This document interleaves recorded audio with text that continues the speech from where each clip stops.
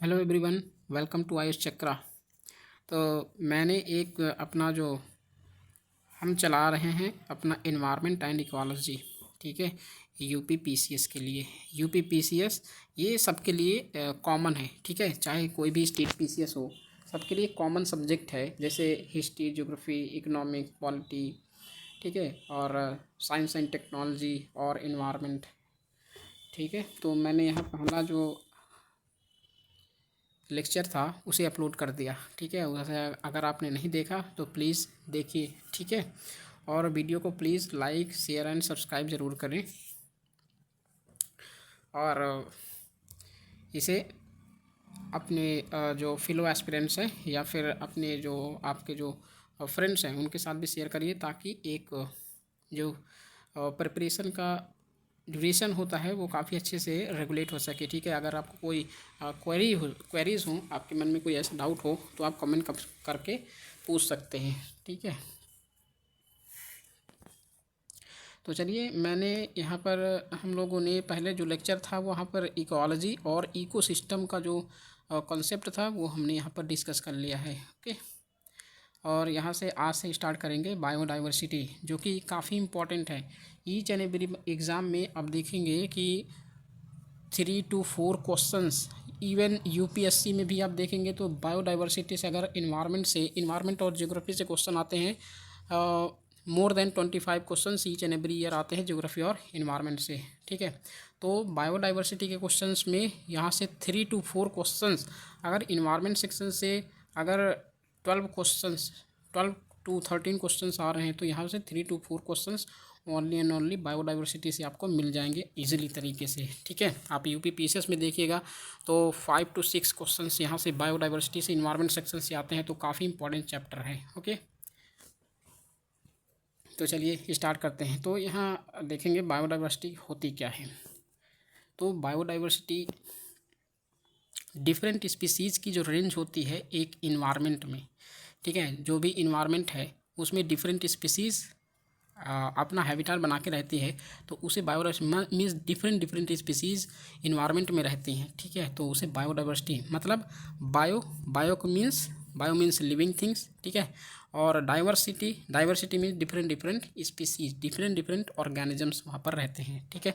तो ये काफ़ी बार पूछा गया बायोडाइवर्सिटी का मतलब क्या है। और बायोडाइवर्सिटी मीन्स देखो सारे जो है इसी के टर्म्स हैं, ठीक है। वो डिफरेंट टाइप्स के डेफिनेशन यहाँ पर पूछे जा सकते हैं, ठीक है। डिफरेंट टाइप के यहाँ पर फ्रेज पूछ के कि biodiversity, what is biodiversity and how we can define biodiversity, okay.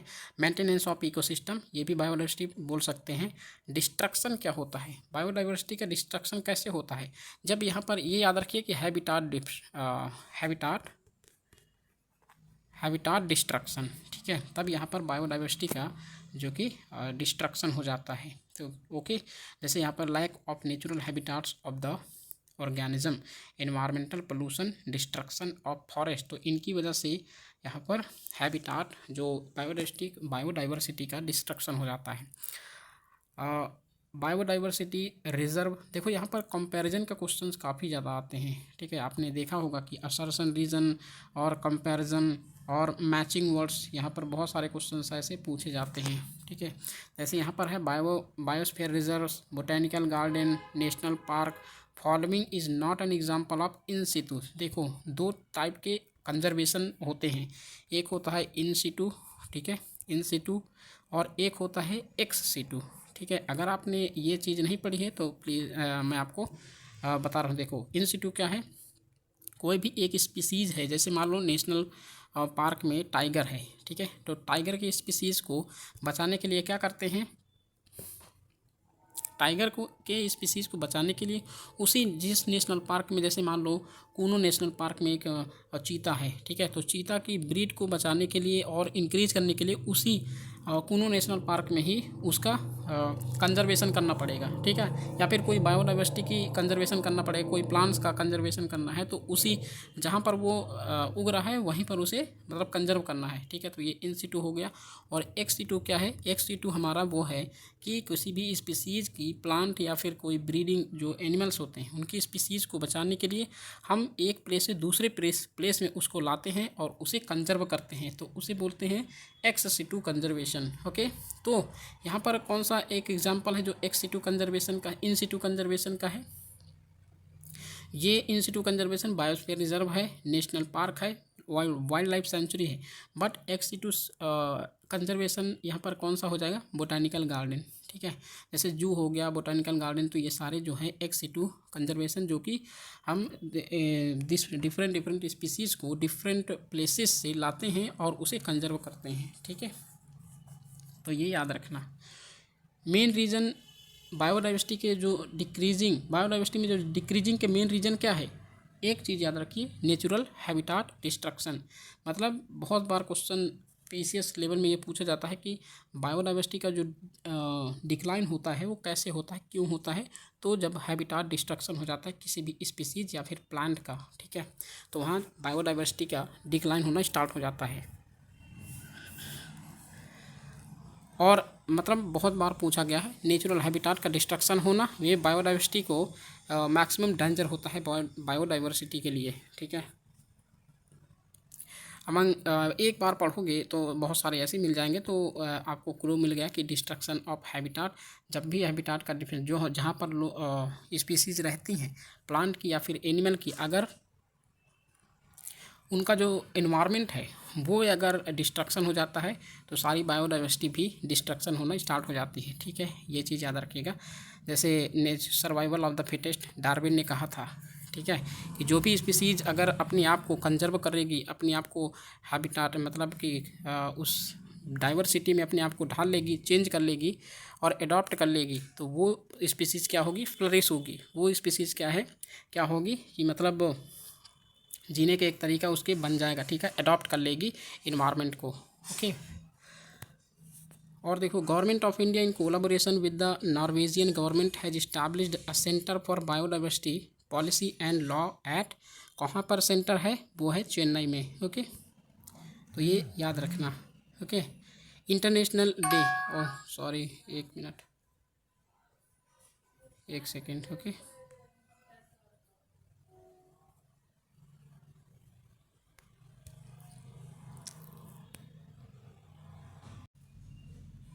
तो international day for biological diversity कब सेलिब्रेट करते हैं, international day for biological diversity, तो ये याद रखना 22 ऑफ मई।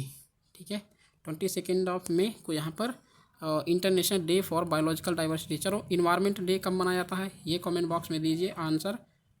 ठीक है, असर्सन, देखो यहाँ असर्सन और रीजन की बात की जा रही है, तो असर्सन में कह रहा है phytoplankton grow in abundance in the limnetic zone. देखो, लॉटिक और लिम्नेटिक जोन मैंने आपको बता दिया। ठीक है, लॉटिक जोन का मतलब मूविंग वाटर और लिम्नेटिक जोन का मतलब, सॉरी, यहाँ पर जो ये होता है लेंटिक और लॉटिक वाटर। ठीक है, यहाँ पर लिम्नेटिक और जो यहाँ पर 3 टाइप की लेयर होती हैं।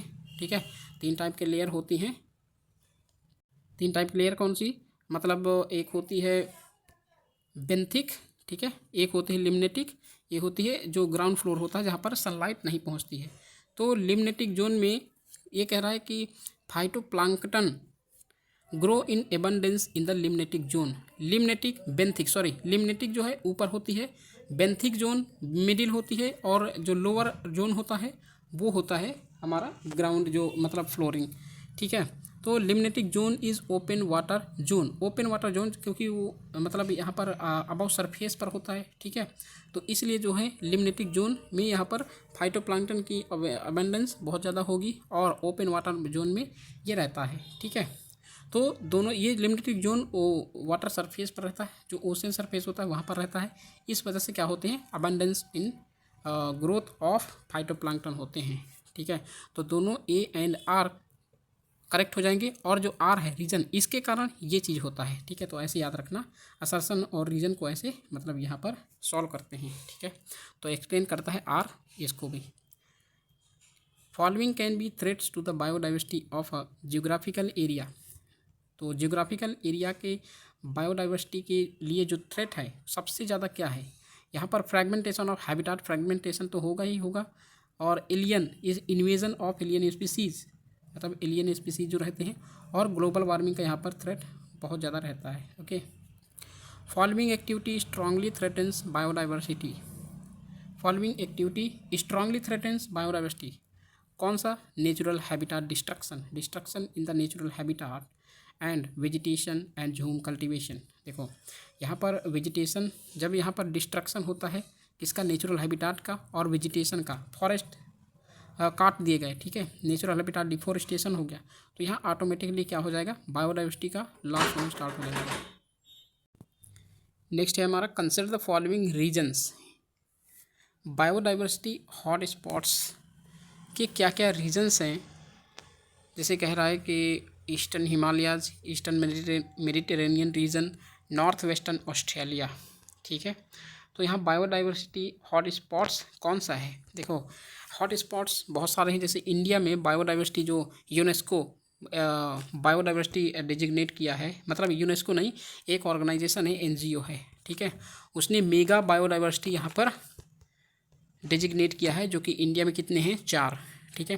जैसे हमारा ईस्टर्न हिमालय हो गया, ईस्टर्न हिमालय, ठीक है, नॉर्थ ईस्टर्न रीजन का, और यहाँ पर एक सुंदरलैंड है जिसमें ग्रेट निकोबार आता है और इंडोनेशिया का पार्ट, ठीक है, वेस्टर्न घाट भी है, और एक क्या है? एक है हिमालय, ठीक है, हिमालयन रीजन, तो ये याद रखना।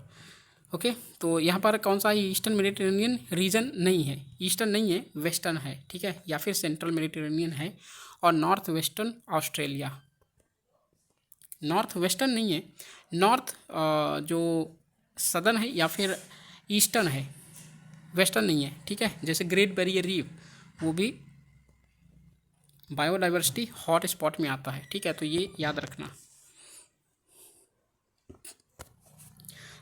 Hot spots of biodiversity in India, देखो यहाँ पर ईस्टर्न हिमालय है, ठीक है, वेस्टर्न घाट्स है, और नॉर्थ ईस्टर्न इंडिया, और अंडमान निकोबार जो हमारा ग्रेट निकोबार है ना, इंडो बर्मा रीजन और इंडो म्यांमार हॉट स्पॉट, और ग्रेट जो group Nicobar group of islands part of Sunderland hot spot. तो ये बायोडाइवर्सिटी हॉट स्पॉट्स हैं, इन्हें प्लीज़ याद रखना ज़रूरी है और आपको याद रखना पड़ेगा, ठीक है। नेक्स्ट है tallest known living tree is sequoia, sequoia tallest, जो टालेस्ट नोन स्पीसीज़ कौन सा है प्लांट या फिर ट्री में? तो वो है सिकोया, ठीक है। ये कहाँ पाया जाता है? कमेंट बॉक्स में दीजिए। चलो अच्छा मैं भी बता देता हूँ, ये यहाँ सिकोया कहाँ पाया जाता है? जो आपने पढ़ा होगा जो वो ना रॉकी माउंटेन है, रॉकी माउंटेन के बैकवर्ड साइड, ठीक है, तो यहाँ पर सिकोया ट्री पाया जाता है ना। I species is consider to be extinct, एक स्पीसीज़ को कंसिडर किया जाता है extinct if it has not been seen in its natural habitat for. तो एक स्पीसीज़ को एक्सटिंक्ट तब बोला जाता है जब ये नेचुरल हैबिटाट में नहीं पाया जाता। तो कितने सालों के लिए नहीं पाया जाता? 50 सालों के लिए, ठीक है। तो ये याद रखना एक्सटिंक्ट कब तक कब कितने सालों के लिए, जैसे 10 ईयर्स के लिए, लास्ट 1 डिकेड के लिए होता है ना। तो उससे जो है अगर 50 सालों तक ये स्पीसीज़ नहीं दिखी तो इसे एक्सटिंक्ट डिक्लेयर कर दिया जाता है। आपने सुना होगा कि जो है यहाँ पर चीता जो था, इंडियन चीता, ठीक है, इंडियन चीता था, ये एक्सटिंक्ट माना गया क्योंकि यहाँ पे 1952 से डिजिग्नेट किया गया था कि जो चीता है वो इंडिया से एक्सटिंक्ट हो गया, ठीक है। लेकिन गवर्नमेंट ऑफ इंडिया फिर से यहाँ पर रिवाइव कर रही है चीता की पॉपुलेशन को। Okay, broad niche, large body size, narrow niche and lack of genetic variability, but the following is not responsible for the extinction of a species. कौन सा रिस्पॉन्सिबल नहीं है स्पीसीज़ के एक्सटिंक्शन में? देखो जब नीचे होगा ना, niche large body size, narrow niche and lack of genetic variability. यहाँ पर देखो सारे निगेटिविटी में जाते हैं। लार्ज बॉडी साइज का कोई भी एनिमल होगा, एनिमल की बात नहीं कर रहे हैं कि लार्ज बॉडी साइज मतलब अगर वही ज़्यादा, मतलब यहाँ पर कंपैरिजन किया जाए कि जैसे एलिफेंट है, एलिफेंट तो यहाँ पर फ्लैगशिप स्पीसीज है।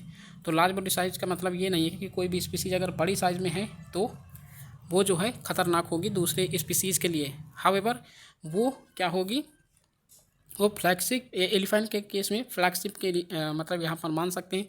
जैसे आपने शार्क देखी होगी, ब्लू व्हेल देखी होगी, तो वो काफ़ी एक फ्लैगशिप होती है जिसकी वजह से, जिसकी हेल्प से छोटी छोटी जो फिशेस हैं उनको भी यहाँ पर उनके लिए जो न्यूट्रिशन अवेलेबल रहती है, ठीक है।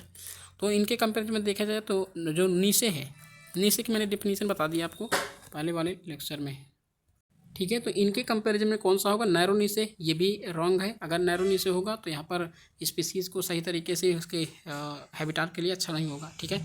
Lack of genetic variability, variability होना ज़रूरी है। वेरिएबिलिटी का मतलब यहाँ क्या है, मतलब वेरिएशन, मतलब different different species, different different gene होने चाहिए, ठीक है। जैसे हिरन के कई सारे ब्रीड होना चाहिए, मीन्स डियर के, सॉरी डियर जैसे हो गया, लॉयन हो गया, ठीक है। जैसे कैट होती हैं, ठीक है, बिग कैट्स के कितनी सारी स्पीसीज़ हैं, ठीक है। तो ऐसे मतलब वेरिएबिलिटी का मतलब ये होता है, ठीक है। तो यहाँ पर कौन सा रिस्पॉन्सिबल नहीं है एक्सटिंक्शन के लिए, ये ब्रूड नीचे, ओके, ये याद रखना, ओके। तो ऐसे याद करना है, ज़्यादा मतलब एफर्ट नहीं देना कि आपको मगअप नहीं करना, आपको समझ के चलना है, ठीक है। India aims to achieve land degradation neutrality by the year 2030। तो 2030 का एक इंडिया का एजेंडा है कि जो लैंड डिग्रेडेशन है उसे न्यूट्रल बनाना है, और इसके अंडर किसके अंडर में है, ये है UN CCD, ठीक है, United Nation convention to combat desertification, इसका ये मतलब फुल फॉर्म है, United Nation convention for combat desertification, ठीक है। तो ये याद रखना। रेड डेटा बुक है जो IUCN पब्लिश करती है, जिसमें कि डिफरेंट डिफरेंट कैटेगरीज के, जैसे IUCN डेजिग्नेट करती है कि ये स्पीसीज जो है किस कैटेगरी में आता है, कि एक्सटिंक्ट यहाँ पर आता है या फिर इंडेंजर्ड आता है, ठीक है, क्रिटिकल इंडेंजर्ड आता है या फिर वल्नरेबल और लीस्ट कंसर्न, ऐसे यहाँ पर डेजिग्नेट करता है, ठीक है। तो रेड डेटा बुक्स पब्लिश करता है IUCN, जिसका फुल फॉर्म है international union for conservation of nature and natural resources. वो लिस्ट को कंटेन करता है ऑफ थ्रेटेंड स्पीसीज, किसके किसके, जैसे थ्रेटेंड प्लांट हो गया, एनिमल्स हो गए, फंगाई हो गए, प्रोटिस्टा हो गए, ठीक है। और organisation related to red data book, क्या नाम है उसका, IUCN, ये इसी तरीके से याद हो जाएगा, ठीक है। Red data book is concerned with, किससे रिलेटेड है, organisms facing the danger of extinction, extinction की तरफ मतलब फेस कर रहे हैं कि कहीं एक्सटिंक्ट ना हो जाए, तो इसके कंटेक्स्ट में रेड डेटा बुक यहाँ पर IUCN पब्लिश करता है, ठीक है। Following group of animals belongs to the category of endangered species, कौन कौन से हैं, जैसे ग्रेट इंडियन बस्टर्ड, ये तो क्रिटिकली इंडेंजर्ड में हो गया, यहाँ पर अपडेट करना जरूरी है इसके लिए, ठीक है।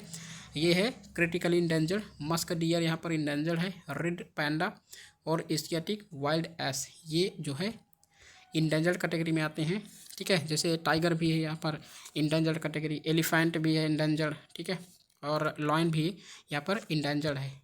तो कई सारे जो स्पीसीज है वो इंडेंजर्ड में हैं, जो ये ग्रेट इंडियन बस्टर्ड या फिर बंगाल फ्लोरिकन, ऐसे स्पीसीज जो हैं वो क्रिटिकली इंडेंजर्ड में आते हैं, ठीक है। The following Indian bird is a highly endangered species, जैसे देखो ग्रेट इंडियन बस्टर्ड, यहाँ पर इंडेंजर्ड स्पीसीज नहीं, क्रिटिकली इंडेंजर्ड है, ये अपडेट कर लेना, ठीक है। Which one of the following is not correctly matched, कौन सा करेक्टली मैच्ड नहीं है, golden langur endangered, Asiatic wild dog endangered, जैसे इसे बोलते हैं ढोल, ठीक है, या फिर ढोले बोल सकते हैं, ढोल, ठीक है। चाइनीज़ माउंटेन कैट वल्नरेबल में है। तो ये जो है यहाँ पर क्वेश्चंस पूछा गया होगा, तो यहाँ पर जो पॉइंटर्स हैं उनमें सारे को मैच कर दिया करेक्ट। इंडिया का जो ह्यूमन पॉपुलेशन है is growing at an outstanding pace, बहुत तेज़ी से बढ़ रहा है इंडिया का human population. Bird population is shrinking, जैसे यहाँ पर स्पैरो है, स्पैरो की जो स्पीसीज है, स्पैरो की जो पॉपुलेशन है वो कंटिन्यूसली डिक्रीजिंग होती जा रही है, ठीक है। तो इसका क्या कॉन्सिक्वेंसेस होगा और इसका क्यों ऐसा होता है, तो ये है because a large scale reduction in the habitats of the bird, मतलब क्या है, डिस्ट्रक्शन ऑफ हैबिटाट या फिर हैबिटाट डिस्ट्रक्शन, इससे हम यहाँ पर मैच कर सकते हैं अगर कोई भी क्वेश्चन ऐसे आता है तो, ठीक है। उसका मैक्सिमम जो चीज़ें होती हैं ना वो होता है हैबिटाट डिस्ट्रक्शन से ही यहाँ पर बायोडाइवर्सिटी का लॉस होता है। The following is not a reason for the loss of biodiversity इन उत्तराखंड, उत्तराखंड में लॉस ऑफ बायोडाइवर्सिटी के लिए क्या रीज़न नहीं है, तो अफोरेस्टेशन ऑफ बैरन लैंड, कहीं कहीं पर अगर हैबिटाट का डिस्ट्रक्शन बचाना है तो वहाँ पर मैक्सिमम क्या करो कि वहाँ पर पेड़ पौधे लगाओ, अफोरेस्टेशन करो, मतलब फॉरेस्ट को बिल्ड करो, ठीक है। तो बहुत सारी प्रॉब्लम्स अफोरेस्टेशन से मतलब फिल हो जाती हैं, ख़त्म हो जाती हैं, ठीक है। The following statements about Sikkim are true. तो सिक्किम के बारे में दिया है, it became an integral part of India in 1975। It is considered as a botanist paradise. Its population is mainly made up of Lepcha tribe वहाँ पर रहती है, ठीक है। तो ये आपने पढ़ाई होगा। Most important strategy for the conservation of biodiversity together with traditional human life is the establishment of क्या, बायोस्फीयर रिजर्व। मतलब बायोस्फीयर रिजर्व जो होता है वो लार्जेस्ट मतलब ये होता है ना कंजर्वेशन ऑफ बायोडाइवर्सिटी। और following is not a site for an in situ method. In situ method कौन सा है, जैसे नेशनल पार्क हो गया, वाइल्ड लाइफ सेंचुरी हो गई। एक्स सितु कौन सा हो गया, जैसे जू हो गया, बोटानिकल गार्डन हो गए, ठीक है। और मैंने डिफरेंसेस जो है इन सितु और एक्स सितु में बता ही दिया। The gas commonly used in cryo bank for ex situ conservation, तो वो है nitrogen. Maximum biodiversity is found कहाँ पर पाई जाती है, ट्रॉपिकल रेन फॉरेस्ट में, ठीक है। और निम्नलिखित में से जो इकोसिस्टम हैं स्पीसीज डाइवर्सिटी के, वो रिलेटिवली हायर है कहाँ पर, ट्रॉपिकल रेन फॉरेस्ट और कोरल रीफ्स। कोरल रीफ्स अगर यहाँ पर पूछे कि कोरल रीफ्स और जो ओशन सरफेस है तो सबसे ज़्यादा कहाँ पर होते हैं, यहाँ पर ट्रॉपिकल रेन फॉरेस्ट और कोरल रीफ्स में, ठीक है। जो first centre for marine biodiversity कहाँ पर यहाँ पर इस्टेब्लिशमेंट है, कहाँ सिचुएटेड है इसका हेडक्वार्टर, वो है जामनगर गुजरात में। मैक्सिमम प्लांट डाइवर्सिटी कहाँ पर पाई जाती है, वो है ट्रॉपिकल एवरग्रीन फॉरेस्ट। देखो डिटेल में मैं यहाँ नहीं जाऊँगा, ठीक है। जब यहाँ आपको मैं इन्वायरमेंट का वैसे अथेंटिक लेक्चर लाऊंगा तब ये सारी चीज़ें डिस्कस करूँगा डिटेल में, ठीक है। तो यहाँ पर हम केवल और केवल पॉइंटर्स पढ़ रहे हैं। यूपी पीसीएस के लिए फैक्ट्स जो होते हैं डायरेक्ट क्वेश्चन यहाँ पर बनते हैं, ठीक है। Greatest diversity of animal and plant species occurs in the tropical moist forest. मतलब ग्रेटेस्ट डाइवर्सिटी कहाँ होती है एनिमल और प्लांट स्पीसीज में, वो ट्रॉपिकल मॉइस्ट फॉरेस्ट या फिर ट्रॉपिकल रेन फॉरेस्ट की बात कर रही हैं तो वहाँ पर पाई जाती है। इकोसिस्टम्स है जहाँ पर मैक्सिमम प्लांट बायोमास, बायोमास का मतलब जानते हैं ना, बायोमास का अगर मतलब नहीं जानते तो प्लीज़ इसे इस चीज़ से बहुत इंपॉर्टेंट है, ठीक है। बायोमास का मतलब क्या है, बायो मीन्स लिविंग थिंग और मास उसका जब यहाँ पर डिके हो जाता है, ठीक है, तो उसे बोलते हैं बायोमास। ट्रॉपिकल रेन फॉरेस्ट यहाँ पर सबसे ज़्यादा इकोसिस्टम जो मैक्सिमम प्लांट बायोमास होता है वो ट्रॉपिकल रेन फॉरेस्ट में होता है। बायोडाइवर्सिटी चेंजेस अकर किस में अकर होते हैं, चेंजेस किस में होते हैं, जब इक्वेटर के टूवर्ड्स इनके मतलब इंक्रीज टूवर्ड्स द इक्वेटर। मतलब सबसे ज़्यादा बायोडाइवर्सिटी कहाँ पर होगी, ये जब जितना इक्वेटर के पास में जाएंगे, जितना पोल की तरफ जाएंगे उतनी ही बायोडाइवर्सिटी क्या होगी, घटती जाएगी, ठीक है। क्योंकि स्पीसीज की जो डाइवर्सिटी है वो धीरे धीरे करके घटती जाती है towards the poles. Among silent valley, Kashmir valley, valley of flowers and Surma valley the richest biodiversity is found in. तो साइलेंट वैली मतलब यहाँ पर जो नीलगिरी माउंटेन का मेन रीज़न है और ये वैली है वो साइलेंट वैली है, ठीक है। नीलगिरी माउंटेन सबसे ज़्यादा जो मतलब यहाँ पर पाई जाती है बायोडाइवर्सिटी जो कि इक्वेटर के पास यही सबसे करीब है, ठीक है। कश्मीर वैली अबव है जम्मू एंड कश्मीर में। वैली ऑफ फ्लावर जो है ये है कहाँ पर, जो हमारा कश्मीर है, ठीक है। और सुरमा वैली भी कश्मीर में है। और साइलेंट वैली इज़ लोकेटेड कहाँ पर है, केरला जो नीलगिरी माउंटेन है, ठीक है। The following states is related to silent valley project, Kerala. Valley of flower situated in Uttarakhand, अच्छा सॉरी यहाँ पर मैंने जम्मू एंड कश्मीर बोल दिया, ठीक है। उत्तराखंड है यहाँ पर Valley of Flowers, okay. Point Calimere wildlife and bird sanctuary situated. देखो यहाँ पर जो ये सेंचुरी होती है ना, ये जो न्यूज़ में रहती हैं, जब मैं करंट अफेयर्स आपको पढ़ाऊँगा तब यहाँ ये सारी चीज़ें मैं आपको यहाँ पर डिस्कस कर लूँगा, okay. Which of the following wetlands are designated as Ramsar sites. Ramsar sites में कौन डिजिग्नेट है, यहाँ पर चिलिका लेक है, यस, उलर लेक है और केवलादेव है और लोकटक है। तो सारी जो है यहाँ पर रामसर साइट्स हैं, ठीक है। मॉन्ट्रियक्स रिकॉर्ड होता है, वहाँ पर 2 साइट्स हैं जो कि डेजिग्नेट हैं, ओनली 1 साइट बची है, ठीक है। वो है कौन सा, केवलादेव नेशनल पार्क, और यहाँ पर चिलिका लेक को यहाँ पर रिमूव कर दिया गया है, ठीक है। तो ये याद रखना। As on November 2022 India has following 75 Ramsar site under Ramsar convention. ये यहाँ पर डेजिग्नेट किए गए हैं। ये चीज़ आपको मैं यहाँ पर करंट अफेयर जब पढ़ाऊँगा सारी यहाँ पर जो रामसर साइट्स हैं, क्योंकि 5 जो है वो 2024 में ऐड की गई हैं। 5 नहीं, शायद आई थिंक 3 जो है और 5 जो है 2023 में ऐड की गई थी, ठीक है। तो यहाँ सारे मैं आपको करंट अफेयर जो करंट में हैं उनका यहाँ पर सारे को आपको बताऊँगा। ठीक है। देखो टोटल 80 जो रामसर साइट्स हैं ये यहाँ पर दी हुई हैं। ओके, तो ये आप चाहे वीडियो को पॉज करके एक बार पढ़ लीजिएगा, क्योंकि मैं आपको यहाँ पर ऐसे ही बताऊँगा इनकी लोकेशन वगैरह, और आप ऐसे रीड कर सकते हैं वीडियो पॉज करके। ठीक है, देखो नेक्स्ट है रामसर कन्वेंशन जो है किसके कंटेक्स्ट में यहाँ पर एसोसिएटेड, किससे एसोसिएटेड है, तो वेटलैंड से रिलेटेड। ठीक है, जो रामसर साइट्स हैं वेटलैंड्स होते हैं। बिहार फर्स्ट रामसर साइट कौन सी है, बेगूसराय। बेगूसराय जो है बिहार की फर्स्ट रामसर साइट है, वो लोकेटेड है बेगूसराय में। तो आप उसका नाम बताइए कौन सा है। Ramsar convention is related to wetland conservation. ठीक है, with reference to Parvati Agra Ramsar site. Parvati Agra Ramsar site ये कहाँ पर सिचुएटेड है, उत्तर प्रदेश में। ठीक है, आगरा से आप पता चल रहा है ना, आगरा फोर्ट, या फिर आपने देखा होगा ताजमहल, तो आगरा में यहाँ पर पार्वती आगरा। ये न्यूज़ में थी 2023 की न्यूज़ में। ठीक है, 2023 नहीं, आई थिंक 2022 में, जब यहाँ पर 10 रामसर साइट्स यूपी से यहाँ पर दी गई थी। ठीक है, तो वहीं पर यूपी पीसीएस में ये क्वेश्चन पूछा गया था। तो ये सिचुएटेड है Gonda district of Uttar Pradesh. It is a bird sanctuary. ठीक है, बर्ड सेंचुरी है। वेटलैंड, वर्ल्ड वेटलैंड डे कब मनाया जाता है, 2 फरवरी को। Biosphere reserves are areas for conservation of genetic variation. तो जेनेटिक वेरिएशन का जो कंजर्वेशन के लिए यहाँ पर बायोस्फीयर रिजर्व्स के एरियाज हैं, जेनेटिक वेरिएशन।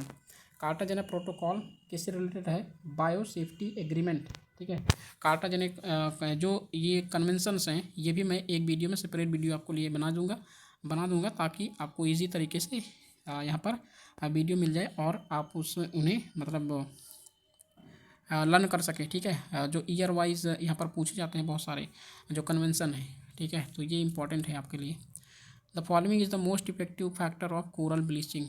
कौन सा मोस्ट इफेक्टिव फैक्टर है कोरल ब्लीचिंग के लिए, तो जब नॉर्मल टेम्परेचर यहाँ पर सी वाटर का नॉर्मल टेम्परेचर इंक्रीज हो जाता है, राइज हो जाता है, तब यहाँ पर कोरल ब्लीचिंग स्टार्ट होने लगती है। ठीक है, और सिग्निफिकेंट फैक्टर और अदर है जो ग्लोबल वार्मिंग मतलब टेम्परेचर इंक्रीमेंट, ओशियन जो वाटर होता है। विच of the following have coral reefs, Andaman and Nicobar Island, Gulf of Kutch, Gulf of Mannar और सुंदरबंस।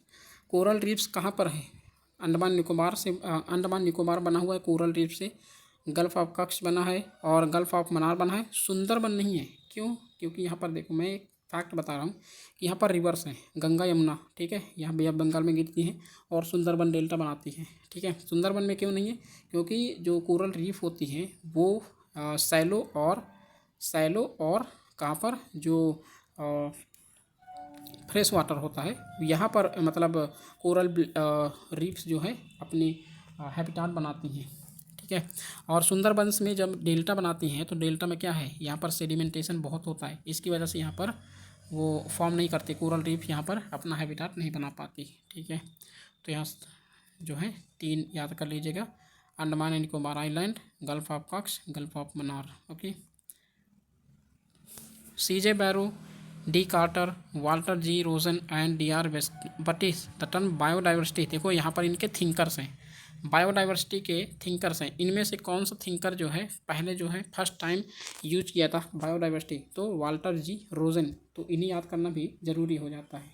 ओके, बायोडाइवर्सिटी फॉर्म करती है basis for human existence in following ways, तो सॉइल फॉर्मेशन और prevention of soil erosion, recycling of waste, pollination of crops. United Nations organisation has declared decade 2011 to 2020 कौन सा, biodiversity, United Nations decade on biodiversity. ठीक है, क्योंकि biodiversity से related हम पढ़ रहे हैं, तो यहाँ पर बायोडाइवर्सिटी का जो डिकेड है 2011 से 2020 डिक्लेयर किया था। चलो 2021 और 2030 ये कौन सा डिकेड है यूनाइटेड नेशन ने जो डिक्लेयर किया था, कमेंट बॉक्स में दीजिए। The following is not responsible for the increase in the biodiversity of an ecosystem, less number of trophic levels. तो कौन सा रिस्पॉन्सिबल नहीं है बायोडाइवर्सिटी को इंक्रीज करने में इकोसिस्टम के, तो जब less number of trophic level कम होंगे तो यहाँ पर बायोडाइवर्सिटी का लॉस होना पॉसिबल हो जाता है। ठीक है, ट्रॉफिक लेवल क्या है कि जैसे ऑटोट्रॉप्स होते हैं, ऑटोट्रॉप्स, फिर प्राइमरी कंज्यूमर, जैसे हेट्रोट्रॉप्स बोलते हैं प्राइमरी कंज्यूमर को, सेकेंडरी कंज्यूमर, टर्सरी और टॉप कार्निवोर्स ऐसे होते हैं ना। फिर डिकम्पोजर्स होते हैं, तो ये होते हैं ट्रॉफिक लेवल।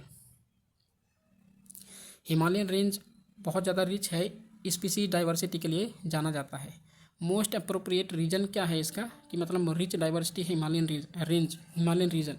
तो इसमें बायोजियोग्राफिकल जोन्स होते हैं, वो डिफरेंट टाइप के वहाँ पर मिलते हैं, ठीक है। जो बायोजियोग्राफिकल जोन्स हैं वो डिफरेंट वहाँ पर कॉन्फ्लुएंस में मतलब एक दूसरे से मिलते हैं, तो इसलिए जो है हिमालयन रीजन में स्पीसीज डाइवर्सिटी का बहुत ज़्यादा रिचनेस है। बायोडाइवर्सिटी एक्ट पास किया गया था लोकसभा द्वारा 2 दिसंबर 2002 को बाय राज्यसभा। तो ये पास किया गया था 11 दिसंबर 2002 को, ठीक है। National Biodiversity authority of India establish कब हुई थी, चेन्नई में हेडक्वार्टर है और 2003 में यहाँ पर इस्टेब्लिश की गई थी। Following statements about the National Biodiversity Authority role in protecting Indian agriculture are correct. तो National Biodiversity Authority checks the biopiracy and protects indigenous and traditional genetic resources. Application for intellectual property rights related to genetic or biological resources cannot be made without the approval of the National Biodiversity Authority. Okay, तो National Biodiversity authority के बिना यहाँ पर कोई भी जो site है वो डेजिग्नेट नहीं कर सकती है। और सी buckthorn has a huge global market potential. The berries of this plant are rich in vitamins and nutrients. चंगिस Khan, यहाँ पर जंगिस खान है, use them to improve the stamina. अच्छा, ये जो स्पीसीज है प्लांट की, चंगिस खान अपनी स्टैमिना बढ़ाने के लिए इस स्पीसीज का यूज़ करता था, प्लांट स्पीसीज का, ठीक है। Russian cosmonauts use it's oil, मतलब रशियन कॉस्मोनॉट्स ये इस स्पीसीज़ का ऑयल को यूज़ करते थे कम्बाट रेडिएशन में, ठीक है। In this plant is found in India में कहाँ पर पाया जाता है ये प्लांट, तो लद्दाख में, जम्मू एंड कश्मीर, हिमाचल प्रदेश, उत्तराखंड, सिक्किम और अरुणाचल प्रदेश। तो ये प्लांट जो है इन स्टेट्स और यूनियन टेरिटरीज में अवेलेबल है, ठीक है। The government of India encourage करती है कल्टिवेशन ऑफ सी बकथॉर्न। अच्छा, सी बकथॉर्न जो है ये प्लांट स्पीसीज है, ठीक है। तो इसका यूज़ बहुत ज़्यादा फ्रिक्वेंटली मतलब वॉरियर्स या फिर जो चंगेज़ खान अभी पढ़े थे तो वो यूज करते थे, ठीक है। तो सी बकथॉर्न का जो कल्टीवेशन है गवर्नमेंट ऑफ इंडिया इंकरेज करती है। क्या इंपॉर्टेंस है इस प्लांट की, तो ये हेल्प करता है कंट्रोलिंग सॉइल इरोजन के कंट्रोल करता है और प्रिवेंट करता है डिजर्टिफिकेशन, मतलब डिजर्टिफिकेशन की तरफ बढ़ने नहीं देता डाइवर्सिटी को और सॉइल इरोजन नहीं हो पाता, ठीक है।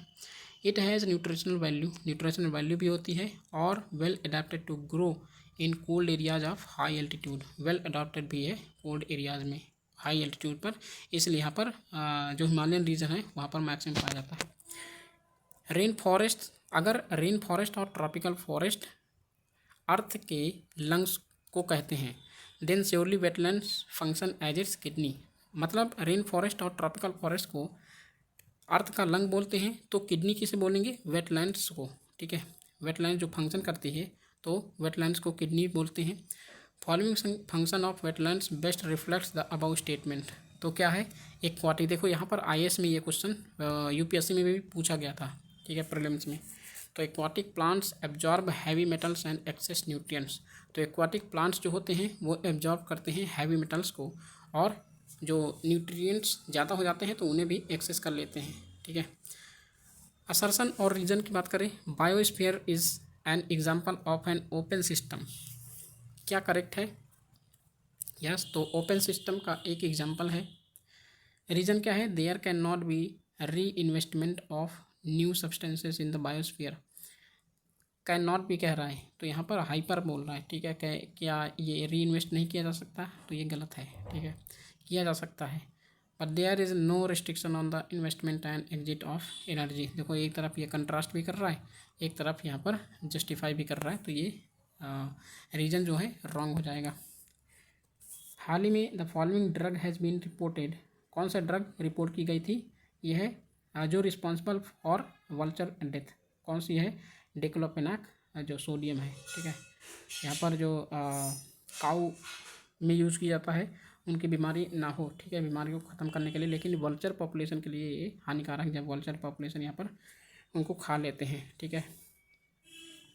मोस्ट इम्पॉर्टेंट फैक्टर कंट्रीब्यूट करता है to loss of the vulture population, तो कौन सा है? डिक्लोफिनैक, यहाँ पर मेडिसिन जो कैटल में यूज़ की जाती है, ठीक है।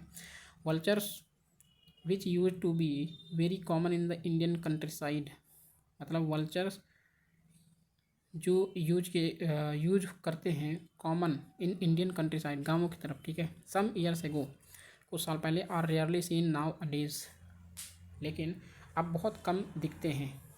तो ये क्यों ऐसा दिखता है? क्योंकि डिक्लोफिनैक का मैक्सिमम यूज किया जाता है कंट्री साइड की तरफ, ठीक है।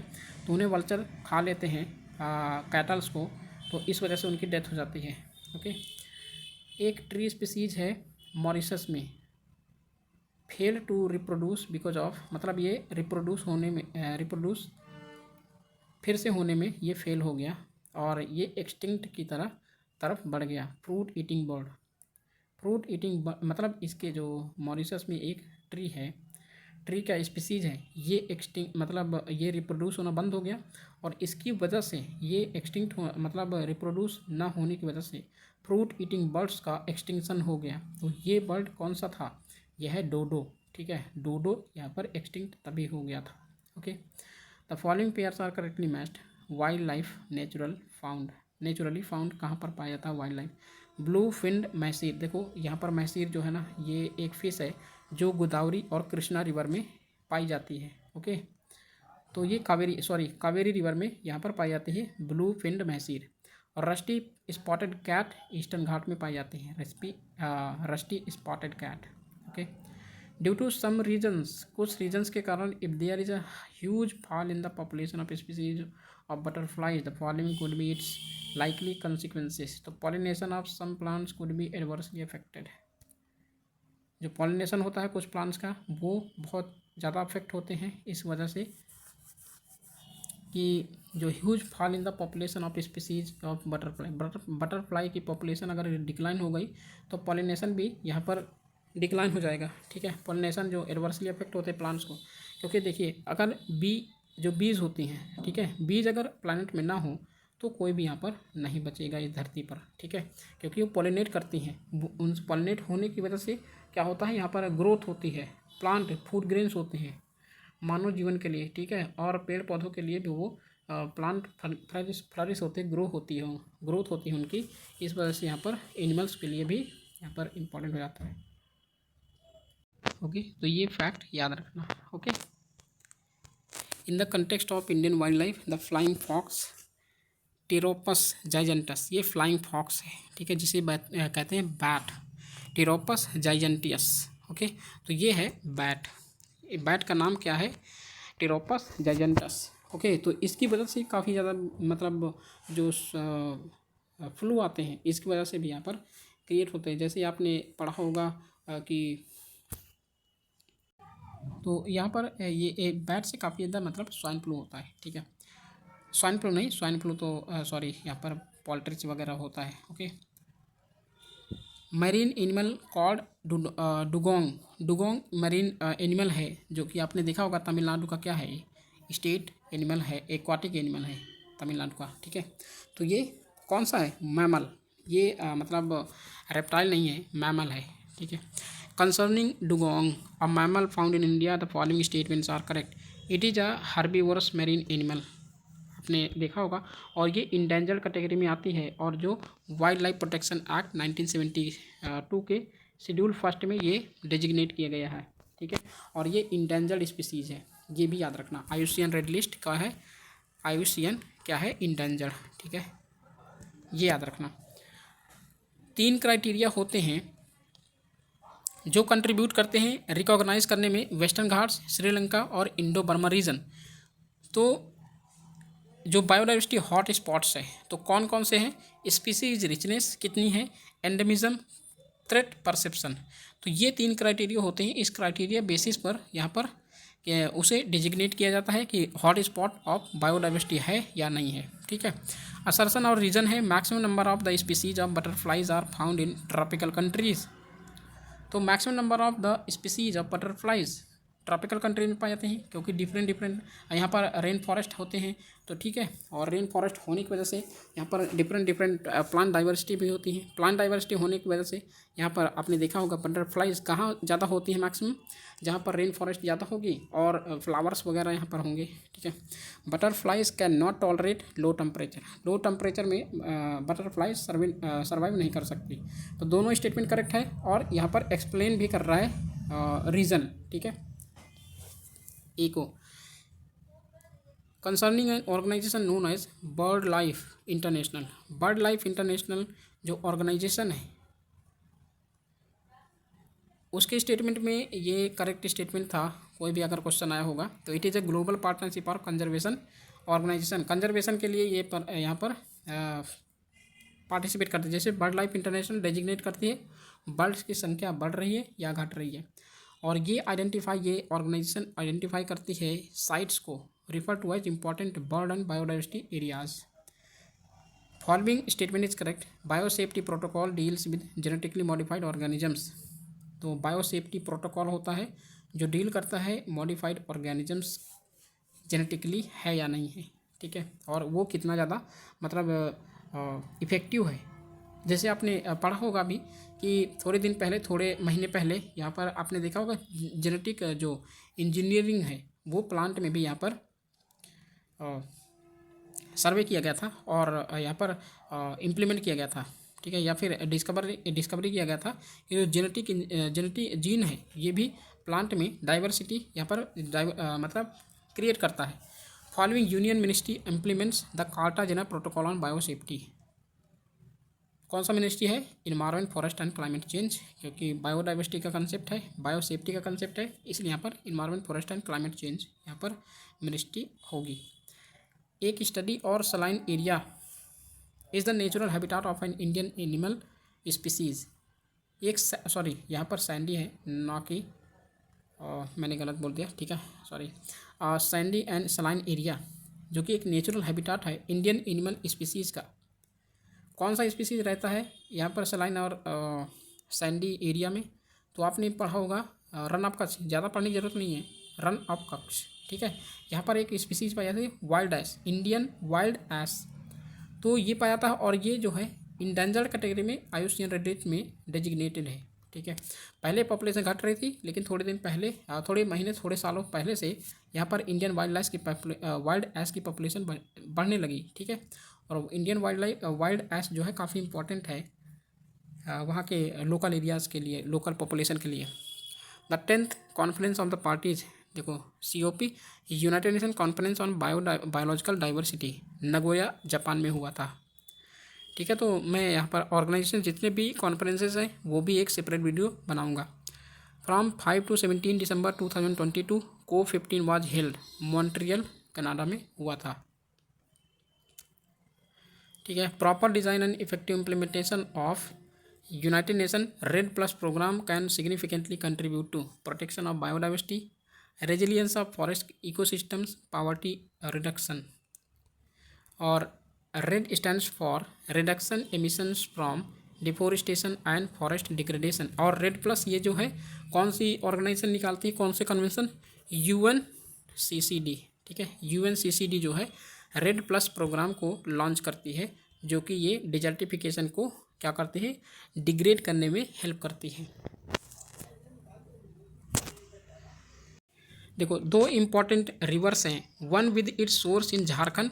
दो इम्पॉर्टेंट रिवर्स जिसका एक सोर्स झारखंड में है उसे डिफरेंट नेम से बोला जाता है उड़ीसा में, और अनदर जो है सोर्स है उड़ीसा में जो मर्ज करती है at a place only a short distance from the coast of Bay of Bengal before flowing into the sea. तो ये जो है रिवर्स, और ये it is an important site of wildlife and biodiversity and protected areas. The following one could be this. तो Bhitarkanika national park है, Bhitarkanika reason है।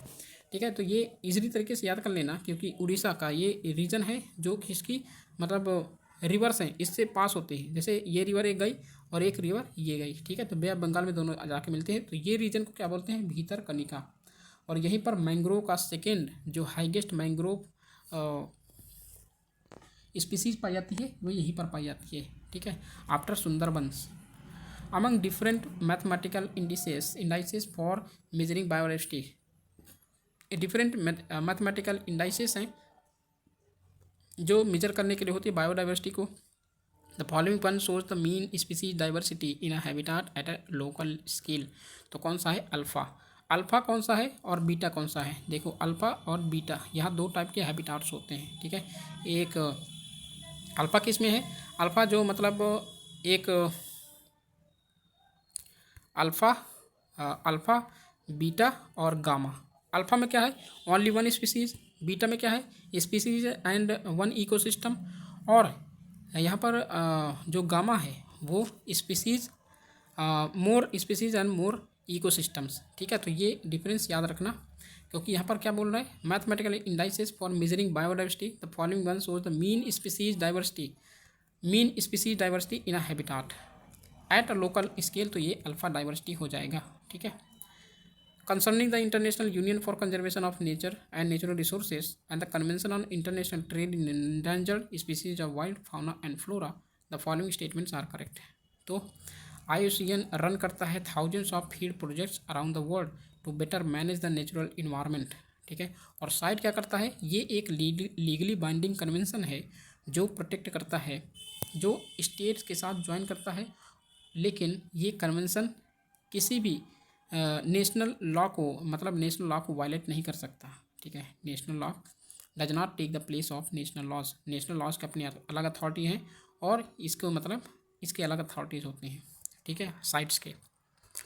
With reference to an initiative called the economics, मतलब देखो sites जो है ना, sites का ये मतलब ये कन्वेंशन ऐसा है कि जिसमें जो स्पीसीज़ हैं उनको इंडेंजर्ड की तरफ नहीं धकेलना है, उन्हें प्रोटेक्ट करना है, ओके।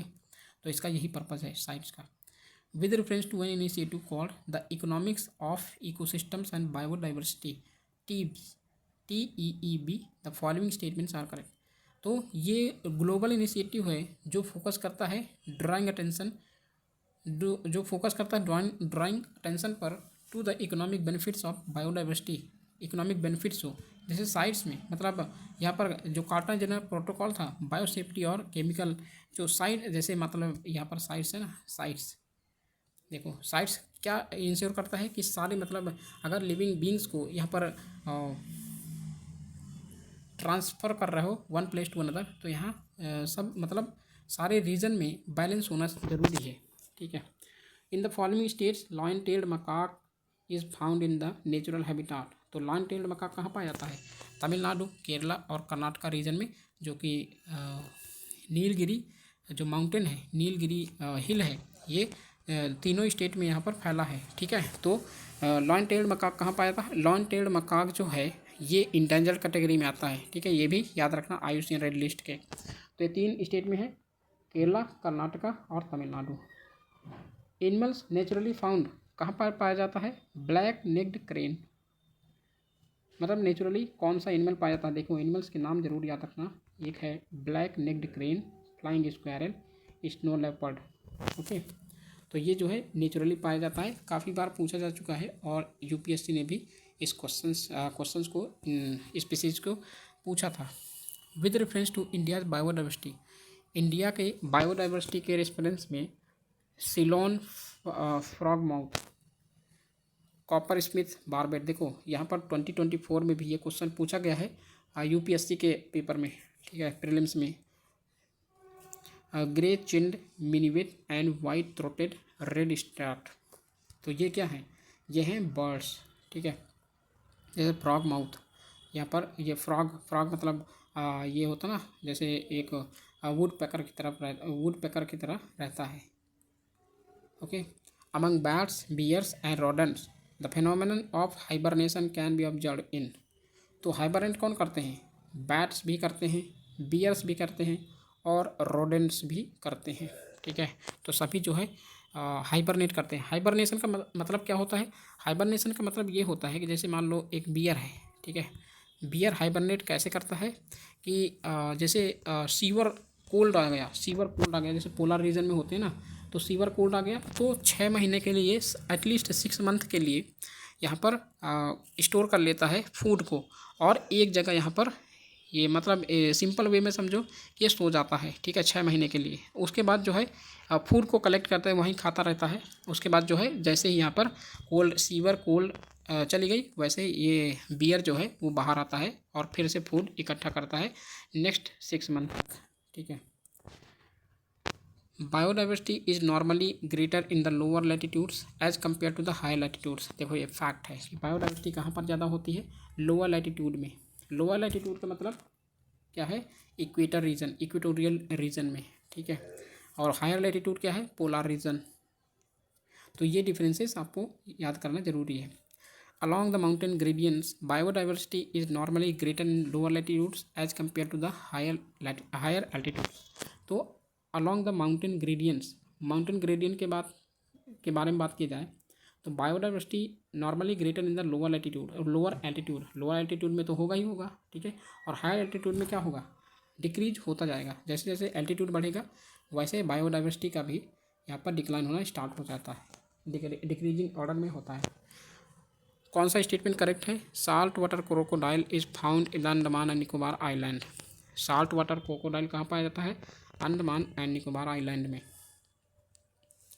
और इंडिया में जो स्लॉथ और लॉरिस जो रहता है वो dense forest, north east region में डेंस फॉरेस्ट में रहता है। स्लॉथ लॉरिस ये याद रखना, ठीक है। लॉरिस लीमर्स वो होते हैं ना, लॉरिस लीमर्स टार्सियर्स ये स्पीसीज होते हैं। Concerning a conservation organisation called Wetlands International. देखो वेटलैंड इंटरनेशनल कौन निकालता है, रामसर साइट्स यहाँ पर होते हैं ना, वेटलैंड इंटरनेशनल, ठीक है। तो ये वेटलैंड इंटरनेशनल वर्क करता है at the ground level to develop and mobilise knowledge and use the practical experience to advocate for better policies. India एक पार्टी है रामसर कन्वेंशन का, जो डिक्लेयर करता है many areas as Ramsar sites.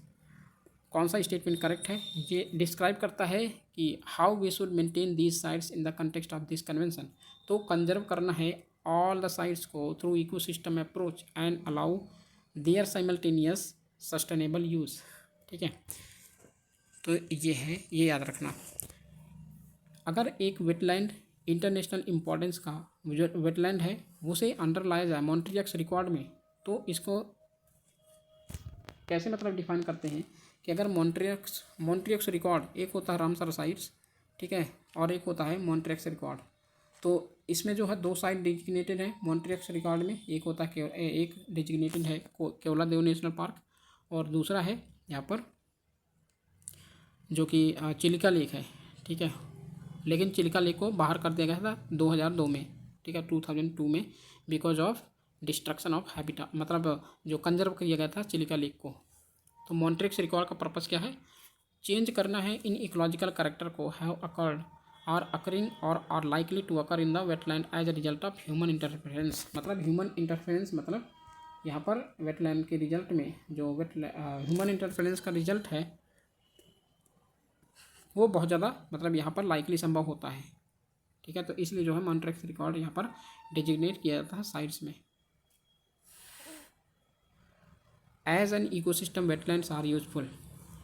Wetlands किस लिए यूजफुल है, for nutrient recovery and recycling, for nutrient recovery and cycling के लिए, जो न्यूट्रिएंट्स होते हैं न्यूट्रिएंट साइकिलिंग के लिए, और रिलीज़ करने के लिए हैवी मेटल्स को थ्रू एब्जॉर्प्शन बाय प्लांट्स। जैसे वेटलैंड आते हैं ना कि एब्जॉर्ब कर लेते हैं एक्सेस न्यूट्रिएंट्स को, ठीक है।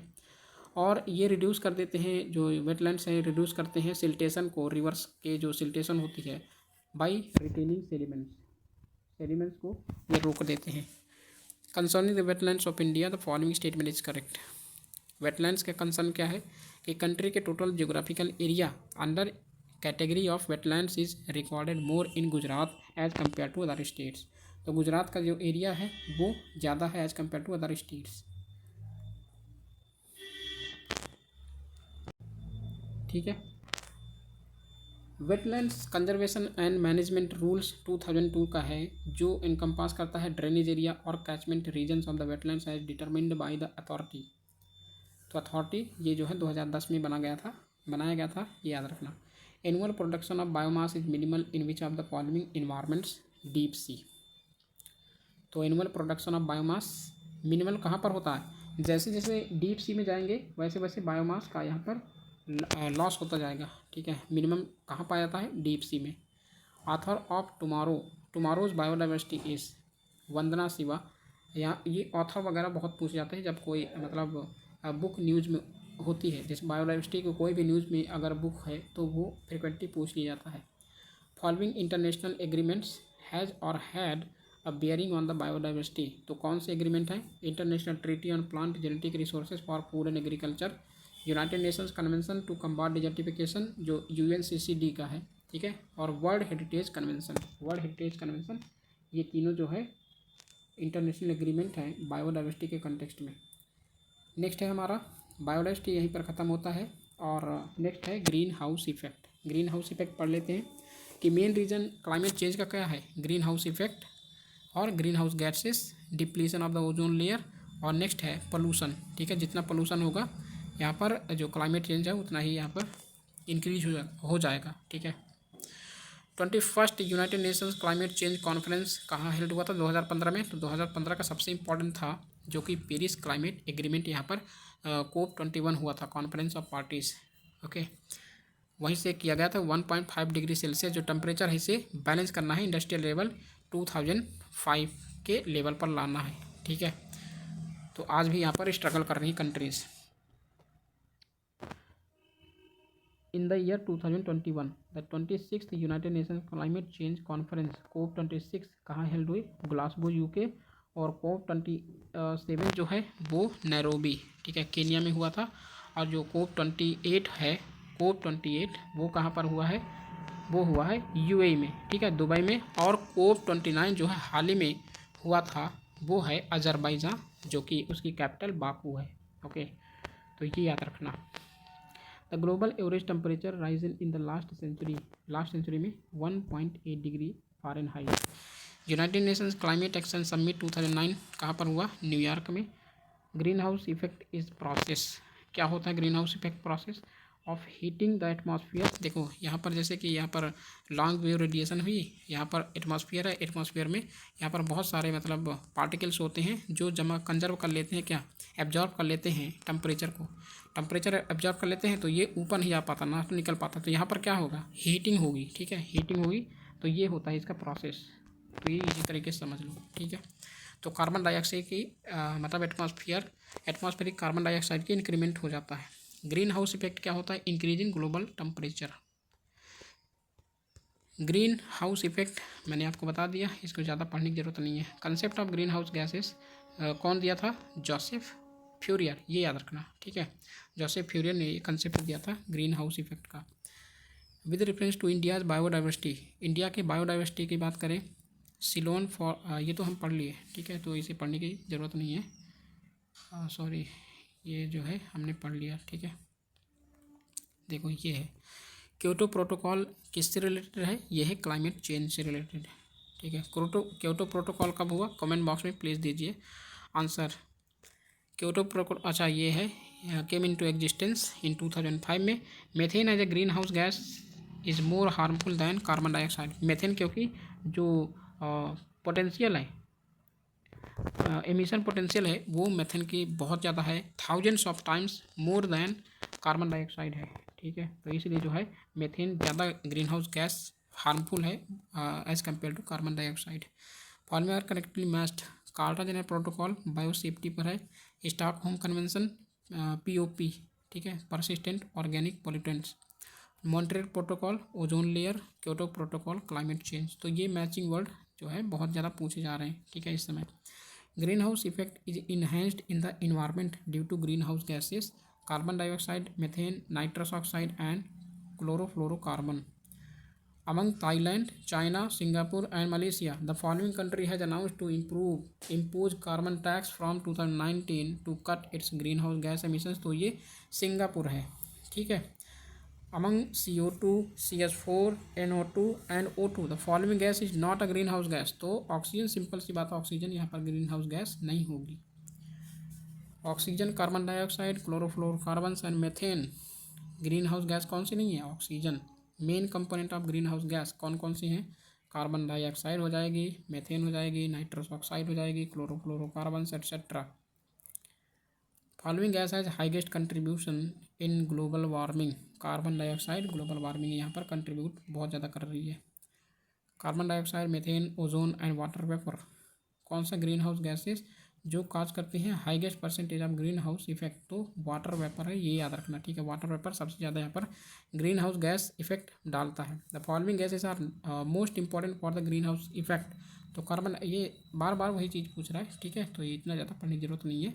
एक बार कॉन्सेप्ट को समझ लो, उसके बाद जो है आगे बढ़ जाओ। Following is not a green house gas, propane, ठीक है।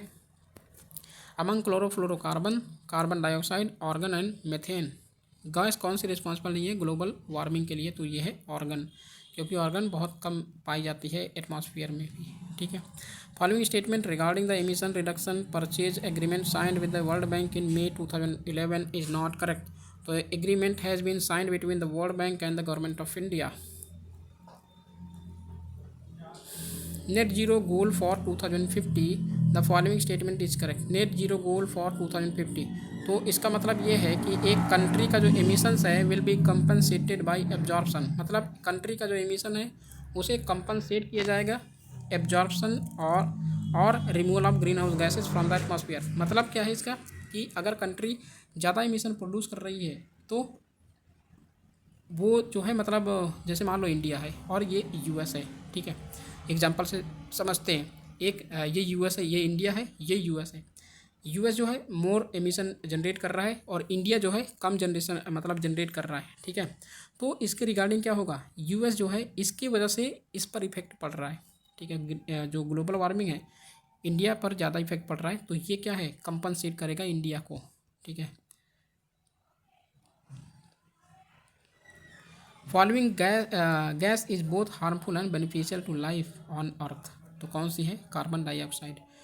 Largest contributor to carbon dioxide कौन एमिशन करता है, चाइना, जो कि चाइना नहीं अभी यूएस हो चुका है, okay. Following country is known as carbon negative country in the world. Carbon negative country कौन सा है, भूटान डिजिग्नेट किया गया है, याद रखना, ठीक है, भूटान कंट्री है वो। Following substance does not contribute to global warming directly, कौन सा है, oxides of sulphur. Following is not greenhouse gas, कौन सा नहीं है, sulphur dioxide greenhouse gas नहीं है। Following gases are responsible for global warming, तो ये मैंने पढ़ा दिया।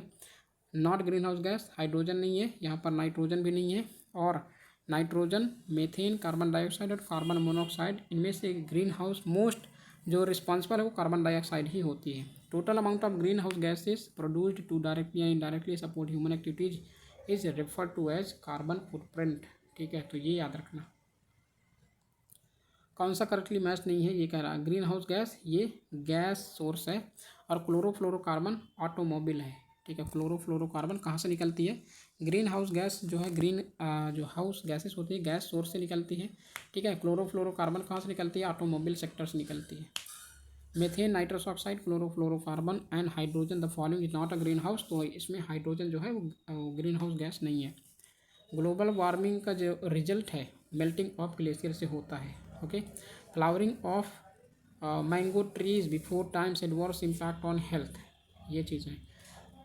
इम्पैक्ट्स ऑफ ग्लोबल वार्मिंग क्या है, rise in sea level, melting of glaciers, spread of diseases, bleaching of coral reefs, ठीक है। तो ये इम्पैक्ट डालता है ग्लोबल वार्मिंग की वजह से, राइज इन सी लेवल होता है, मेल्टिंग ऑफ ग्लेशियर होता है, स्प्रेड ऑफ डिसीज होती है, bleaching of coral reefs. Following conditions indicate करते हैं इम्पैक्ट ऑफ ग्लोबल वार्मिंग, तो melting of glaciers, rise in sea level, okay, और changes in weather conditions, rise in global temperature.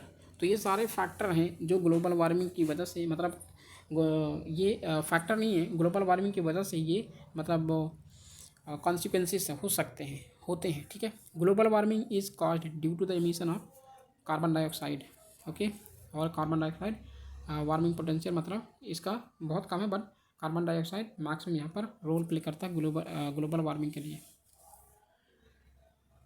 Crop कौन सी है जो मोस्ट इंपॉर्टेंट एंथ्रोपोजेनिक सोर्स है methane और नाइट्रस ऑक्साइड का, तो ये जो है राइस है, ठीक है। मेथेन राइस में ज़्यादा पाया जाता है, okay. Following most fragile ecosystem that will be first affected by global warming, कौन अफेक्ट होता है, Arctic and Greenland ice seeds, okay, तो मोस्ट अफेक्ट होता है। और यहाँ पर ये बोल सकते हैं कि अंटार्कटिक भी काफ़ी ज़्यादा यहाँ पर अफेक्ट होता है। Increasing amount of carbon dioxide in the air is slowly raising the temperature of the atmosphere because it absorbs the infrared part of the solar radiation. तो increasing amount of carbon dioxide air में जो carbon dioxide के increasing amount होता है वो slowly raise करता है temperature को of the atmosphere because it absorbs, ये एब्जॉर्ब करता है infrared part of solar radiation को। मेथेन गैस के सोर्स कौन कौन से हैं? Rice field, coal mining, domestic animals, wetlands, termitary. ठीक है, जो टर्मिटरी मतलब टर्माइट वगैरह होते हैं ना, जैसे दीमक वगैरह हो गए, आंट वगैरह, ये सारी चीज़ें इसकी मेथेन गैस का सोर्स है। Most important gas which is produced by paddy field, methane. ठीक है, और ये है अर्थ के टेम्परेचर को इंक्रीज करता है पैडी फील्ड। ये कौन सी गैस है? Methane gas. Following gases are released into atmosphere due to the burning of crop और बायोमास रेजिड्यू। तो ये कौन कौन सी गैसेस हैं? Carbon monoxide, methane, ozone, sulphur dioxide. Following human activity is most affected by climate, तो ये है फार्मिंग। और greenhouse gas liberated by cud chewing animals, तो एनिमल जब कड चिविंग करती है ना एनिमल्स, तो उससे कौन सी गैस निकलती है? Methane gas. अर्थ आवर्स कौन डिजिग्नेट करता है? ये डिजिग्नेट करता है WWF, ये याद रखना। ठीक है, WWF जो world wild life fund for nature, ये यहाँ पर डिजिग्नेट करता है। ठीक है, अर्थ our.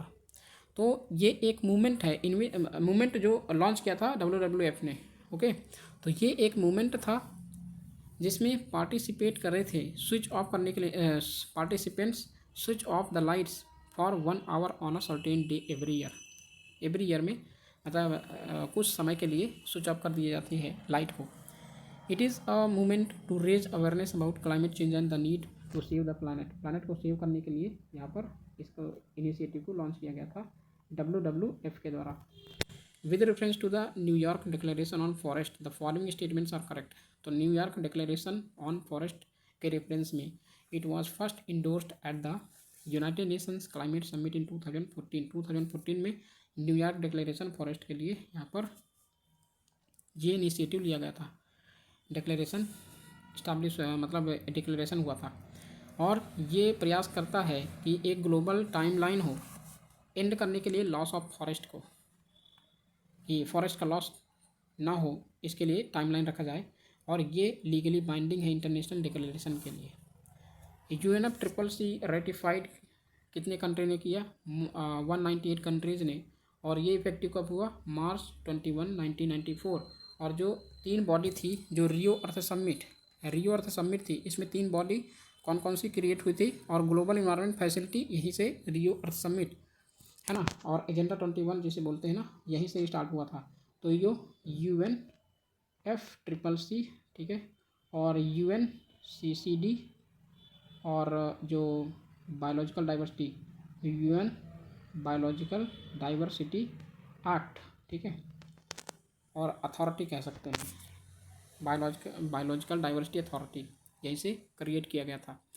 The place of India among 58 countries of the world as per 2017 climate change performance index published by the German watch.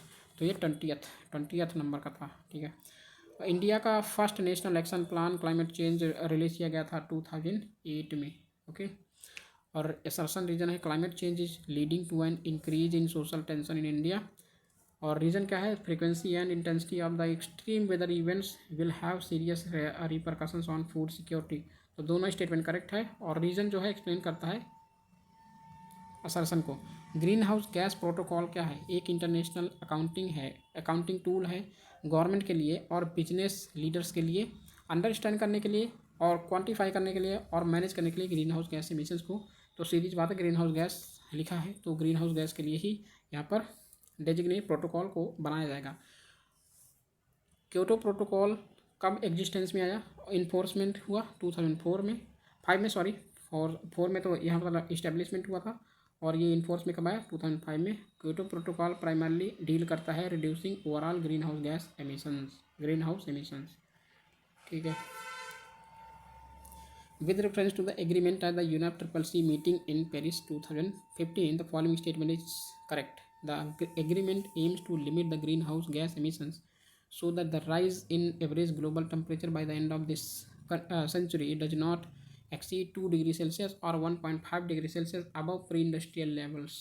Pre industrial level के लिए यहाँ पर पेरिस एग्रीमेंट हुआ था। इन the context of India's preparation for climate smart agriculture, climate smart village approach in India is a part of a project led by the Climate Change, Agriculture and Food Security and International Research Program. The project of CCAFS is carried out under consultative group of international agreement। तो ये चीज़ मतलब हम अपने इसमें से थोड़ा सा idea लगाएंगे और जैसे ऐसा क्वेश्चन आएगा तो हम कर लेंगे इस तरीके से, ठीक है। अल्जीरिया, ब्राज़ील, केन्या और इंडिया में से कौन सा कंट्री है जो global atmosphere watch station collect करने के लिए डेटा को ऑन बोर्ड टेम्परेचर्स में कौन सा कंट्री जो है वो नहीं है? तो इंडिया है, ठीक है। फॉलोइंग स्टेटमेंट कौन सा करेक्ट नहीं है CDM के लिए? CDM क्या है? ये प्रोहिबिट करता है डेवलप्ड कंट्रीज़ को from investing in projects in developing countries. मतलब CDM का क्या मतलब है कि डेवलप्ड कंट्री डेवलपिंग कंट्री में इन्वेस्ट ना करें, ठीक है, स्पेशली जो मतलब इन्वायरमेंट फ्रेंडली प्रोजेक्ट ना हो। In the context of CO2 emission and global warming, the name of market driven device under the UNFCCC that allows developing countries to get funds और incentives from the developed countries to adopt better technologies that reduce greenhouse gas emissions. तो clean development mechanism, ये mechanism यहाँ पर दिया है, ठीक है। Clean development mechanism एक कार्बन क्रेडिट का रिस्पेक्ट में यहाँ पर जो क्योटो प्रोटोकॉल मैकेनिज्म है वो मैकेनिज्म्स हैं उनमें से एक पार्ट क्लीन डेवलपमेंट मैकेनिज्म है। जो क्योटो प्रोटोकॉल के मैकेनिज्म्स हैं उनमें से कौन सा एक है? वो है clean development mechanism, okay. India के लिए कौन सा स्टेटमेंट ट्रू नहीं है? ये बोलता है to combat the adverse impact of climate change. तो ये है not attended the 19th meeting of BASIC at Sun City South Africa had recently. जो रिसेंटली हुआ था साउथ अफ्रीका में। कौन सा? बेसिक मतलब क्या है? Brazil, south Africa, India and China, ये है। इनमें से जो 19th मीटिंग थी इंडिया अटेंड नहीं किया था, ठीक है। Following is not correctly matched. तो carbon trading Montreal protocol, carbon trading Montreal protocol ये से रिलेटेड है, ठीक है। और स्टेटमेंट फर्स्ट है United Nations capital development fund and the Arbor Day Foundation have recently recognized Hyderabad as 2020 Tree City of the World। Yes, क्या correct है? नहीं करेक्ट है, ये गलत है, क्योंकि हैदराबाद मतलब ये है ना UNCDF and the Arbor Day Foundation has recently recognized Hyderabad as 2020 Tree City of the World। Hyderabad I think Chennai यहाँ पर हुआ था, ठीक है। हैदराबाद नहीं था। Hyderabad was selected for the recognition for a year following its commitment to grow and maintain the urban forest। अच्छा, हैदराबाद था बट ये जो है ना आर्बर डे फाउंडेशन यहाँ पर था, बट ये UNCFD ये नहीं था, ठीक है। तो हैदराबाद में मतलब वर्ल्ड की ट्री सिटी के नाम से जाना जाता है। 2020 का जो ट्री सिटी के नाम से जाना गया, ठीक है। लेकिन सेकेंड स्टेट में क्या है? करेक्ट है। ये हैदराबाद सेलेक्ट किया गया था, रिकॉग्नाइज किया गया था फॉर अ ईयर के लिए its commitment to grow and maintain the urban forest. मतलब अर्बन फॉरेस्ट यहाँ पर डेवलपमेंट की गई थी, ठीक है। क्लीन डेवलपमेंट मैकेनिज्म किसके अंडर में आता है? क्योटो प्रोटोकॉल के अंडर में। In the context of mitigating the impending global warming due to anthropogenic emissions of carbon dioxide the following can be the potential sites for carbon sequestration. तो abandoned and uneconomic coal seams, depleted oil and gas reservoirs, subterranean deep saline formations। तो ये याद रखना, ठीक है। ये 3 term हैं, तीनों टर्म काफ़ी इंपॉर्टेंट है। जो कार्बन सिक्वेस्ट्रेशन के लिए जो पार्शियल साइट्स हैं वो 3 साइट्स हैं, जो कि कार्बन डाइऑक्साइड के जो एंथ्रोपोजेनिक एमिशंस हैं, ठीक है, ग्लोबल वार्मिंग को इंक्रीज करने के लिए और मिटिगेट करने के कौन कौन से मेथड है? अबैंडन करना है और अनइकोनॉमिक करना है कोल सीम्स को, ठीक है। कोल के कम यूज करना है और डिप्लीट करना है ऑयल एंड गैस रिजर्वायर्स को डिप्लीट करना है और सबटेरेनियन डीप सलाइन फॉर्मेशन को यहाँ पर वाइप आउट करना है धीरे धीरे, ठीक है, gradually. In rural road construction, the use of the following is preferred for ensuring environmental sustainability or to reduce carbon footprint. तो रूरल रोड कंस्ट्रक्शन में कौन सा मतलब मटेरियल यूज़ करते हैं जो कि इन्वायरमेंट फ्रेंडली हो, ठीक है। तो ये है copper slag, cold mix asphalt technology और जियो टेक्सटाइल, ठीक है। तो ये जो है तीनों चीज़ याद रख लें, काफ़ी बार पूछे गए यूपीएससी, यूपीपीसीएस और अदर स्टेट पीसीएस में भी ये पूछे गए हैं, ठीक है। Following statement best describes carbon fertilisation. तो कार्बन फर्टिलाइजेशन के कंटेक्स्ट में है कि increase plant growth. Carbon fertilisation का मतलब increase plant growth due to increase concentration of carbon dioxide in the atmosphere. Regarding carbon credits, carbon credits क्या होते हैं? ये एक ट्रेडिंग, एक जो कार्बन क्रेडिट होते हैं उन्हें ट्रेड किया जाता है एक फिक्स्ड प्राइस में from time to time by the United Nations environment programme.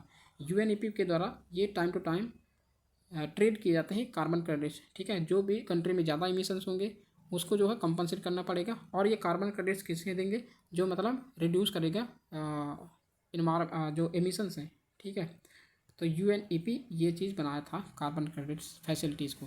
The concept of carbon credit organise from Kyoto protocol, जो 2005 से यहाँ पर ऑर्गेनाइज किया गया था।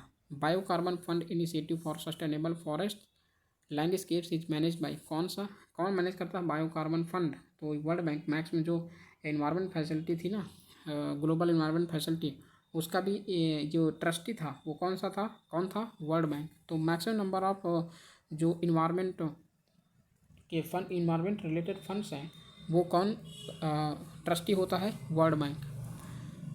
CCAC focuses on methane, black carbon and hydrofluorocarbons.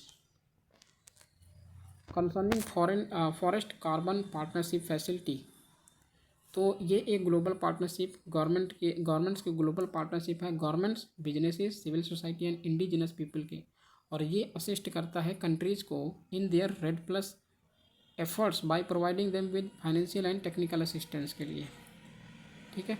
Scientific view जो कि इंक्रीज करता है इन global temperature should not exceed 2 degree Celsius above the pre-industrial level. If the global temperature increases beyond 3 degree Celsius above the pre-industrial level, its possible impact or impacts on the world can be terrestrial biosphere turns towards a net carbon source, widespread coral mortality मतलब ख़त्म हो जाएंगी सारी चीज़, maximum चीज़ें यहाँ पर wipe out हो जाएंगी from the earth. Without green house effect the average temperature of earth surface would be -18 degree Celsius. देखो जब, क्योंकि यहाँ पर ग्रीन हाउस इफेक्ट का भी होना ज़रूरी है, क्योंकि यहाँ पर टेम्परेचर बहुत ज़्यादा डिक्रीज हो जाएगा और लाइफ जो फॉर्मेशन फल फूल रही है ये एक्सटिंक्ट हो सकती हैं, ठीक है। तो ग्रीन हाउस इफेक्ट भी यहाँ पर रहना ज़रूरी है। Human activities in the recent past have caused the increased concentration of carbon dioxide in the atmosphere, but a lot of it does not remain in the lower atmosphere because of the photosynthesis by phytoplankton in the ocean. देखो जब ocean में कहते हैं ना carbon जो यहाँ पर बहुत बढ़ जाता है, कार्बन डाइऑक्साइड की मात्रा बहुत बढ़ जाती है, तो जो ग्लोबल वार्मिंग है ये इसकी मात्रा मतलब इसका जो ग्लोबल वार्मिंग काफ़ी ज़्यादा इंक्रीज हो जाता है। तो कार्बन डाइऑक्साइड का यहाँ पर बैलेंस होना बहुत ज़रूरी है। कार्बन डाइऑक्साइड भी यहाँ पर अगर नहीं होगी तो फोटोसिंथेसिस, प्लांट्स जो है फोटोसिंथेसिस नहीं कर पाएंगे तो फिर क्या होगा? यहाँ पर जो लाइफ फॉर्म है ये लाइफ अर्थ पर नहीं रहेगी, एग्जिस्ट नहीं कर पाएगी, ठीक है। If phytoplankton of an ocean is completely destroyed for some reason, तो इसकी वजह से क्या हो जाएगा? अगर फाइटोप्लैंक्टन जो है कम्प्लीटली डिस्ट्रॉय हो जाए तो ocean as a carbon sink would be adversely affected, ठीक है। ओशियन तो अफेक्ट होंगे ही, फूड चेन भी यहाँ पर नष्ट हो जाएंगे, ठीक है। और the following is not related to the astronomical theories of climate change. कौन सा है? Solar irradiance, shifting earth on its axis is one of the factors responsible for the climate change was suggested by, तो Milutin मिलनकोविक, ये याद रखना, ठीक है, कि जो शिफ्टिंग अर्थ है on its axis is one of the factor responsible for the climate change. जो क्लाइमेट चेंज होता है वो एक ऐसा भी फैक्टर है कि जो अर्थ का एक्सिस है वो भी शिफ्ट हो रहा है, तो इसकी वजह से क्लाइमेट चेंज भी शिफ्ट मतलब चेंज होता रहता है, ठीक है। तो ये कौन सजेस्ट किया? मिलुतिन मिलनकोविक। ठीक है। Following are the primary causes of climate change. तो excessive burning of fossil fuels, exploding numbers of automobiles driven by oil. कौन सा है? हैवी डिफॉरेस्टेशन होने की वजह से एक्सप्लोड हो जाएगा number of automobiles driven by oil. ठीक है। इसकी वजह से क्या होगा? हैवी डिफॉरेस्टेशन, मतलब primary causes of climate change, heavy deforestation और एक्सप्लोज जाएंगे बहुत सारे नंबर ऑफ जो ऑटोमोबाइल्स हैं ऑयल द्वारा, ये एक्सप्लोर हो सकते हैं। Following provides the cryogenic indicator of climate change. Cryogenic, cryo means यहाँ पर आइस कह सकते हैं, और क्रायोजेनिक, ठीक है, जो अर्थ सॉरी आइस कैप होते हैं, आइस कैप को बोलते हैं क्रायोजेनिक। ठीक है, जो मेल्ट नहीं होते हैं। ओके, तो इंडिकेटर ऑफ क्लाइमेट चेंज तो आइस कोर उसे बोलते हैं। With reference to global climate change alliance the following statements are correct. It is an initiative of the European Union. तो यूरोपियन यूनियन का ये इनिशिएटिव है और ये प्रोवाइड करता है टेक्निकल और financial support to targeted developing countries to integrate climate change into their development policies and budgets. India का जो फर्स्ट नेशनल एक्शन प्लान है क्लाइमेट चेंज पर, वो रिलीज़ कब हुआ था? 2008 में। ठीक है। Following is not listed under the 8 action of the climate action plan of government of India. तो एटॉमिक एनर्जी है। कौन इंक्लूडेड नहीं है? 8 मिशंस जो इंडिया का national action plan on climate change है, तो वो न्यूक्लियर पावर यहाँ पर नहीं है। ठीक है, क्योंकि न्यूक्लियर पावर भी क्या है? एक रिन्यूएबल एनर्जी के उसमें आती है कैटेगरी में। Jharkhand action plan on climate change 23 दिसंबर 2013 को हुआ। Jharkhand action plan climate change report के अनुसार द मोस्ट सेंसिटिव डिस्ट्रिक्ट कौन सा है? सरायकेला खारसवान। ये झारखंड के लिए है और अदर स्टेट पीछे के लिए इंपॉर्टेंट नहीं है। ठीक है। Following statements regarding global warming are melting of polar ice caps and subsequent rise in the sea level is the most important effect of global warming. तो आइस कैप जो है ये मेल्ट हो जाएगी, तो यहाँ पर बहुत ज़्यादा डिस्ट्रक्शन होने के चांसेस बढ़ जाते हैं, और जो सी लेवल राइज है वो उसके जो चांस होते हैं वो सी लेवल राइजिंग की वो काफ़ी बढ़ जाता है। All the coral islands in the world will be submerged. ठीक है, इसकी वजह से ये कॉन्सिक्वेंस हो सकता है। By 2044 AD Fiji is likely to be submerged and the rise in the sea level by same year will pose grave danger to the Netherlands. ठीक है, तो बहुत सारे आइलैंड जो हैं कंट्री सबमर्ज हो सकते हैं, डूब जाएंगे। ओके, और ग्लोबल वार्मिंग यहाँ पर methane hydrate deposits, methane hydrates का डिपोजिट जो होता है, इसकी वजह से क्या होता है? Global warming might trigger the release of methane gas from these deposits. तो इन डिपोजिट्स में क्या होता है? Methane gas. ठीक है, तो ये रिलीज होने के चांस बढ़ जाते हैं, जिसमें ग्लोबल वार्मिंग पोटेंशियल बहुत ज़्यादा हाई हो जाएगा। Large deposits of methane hydrate are found in Arctic tundra and under the sea floor। तो अगर ये देखो टूंड्रा फॉरेस्ट यहाँ पर मेल्ट जो आइस है, आइस के बहुत डीप आइस होती है जैसे अंटार्कटिका, तो यहाँ पर जो है ना जो मेथेन हाइड्रेट है मतलब आइस कैप के नीचे हुआ है। ठीक है, लेकिन अगर आइस यही मेल्ट हो जाए तो ये मेथेन हाइड्रेट जो है वो फुल होगी और इससे ग्लोबल वार्मिंग पोटेंशियल बहुत ज़्यादा बढ़ जाएगा। मेथेन इसलिए जो है आइस मेल्ट को बचाने के लिए क्या करते हैं कि टेम्परेचर है उसे मेंटेन रखें। ठीक है, methane in atmosphere oxides to carbon dioxide after a decade और 2। तो ये कॉन्सिक्वेंस हो सकते हैं। Scientist of Manchester university recently क्या सजेस्ट किया कि ग्लोबल वार्मिंग को कंट्रोल करना है by cloud brightening over the Pacific ocean through geoengineering. Following substances used for this sea water. तो सी वाटर को यूज करके क्लाउड बनाना है। ठीक है, जिसे बोलते हैं जिसकी क्लाउड ब्राइटनिंग की हेल्प से यहाँ पर ग्लोबल वार्मिंग की पोटेंशियल को कम कर देना है।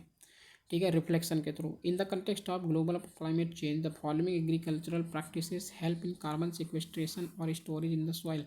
तो कौन सा है? कंटूर बंडिंग, रिले क्रॉपिंग और zero tillage.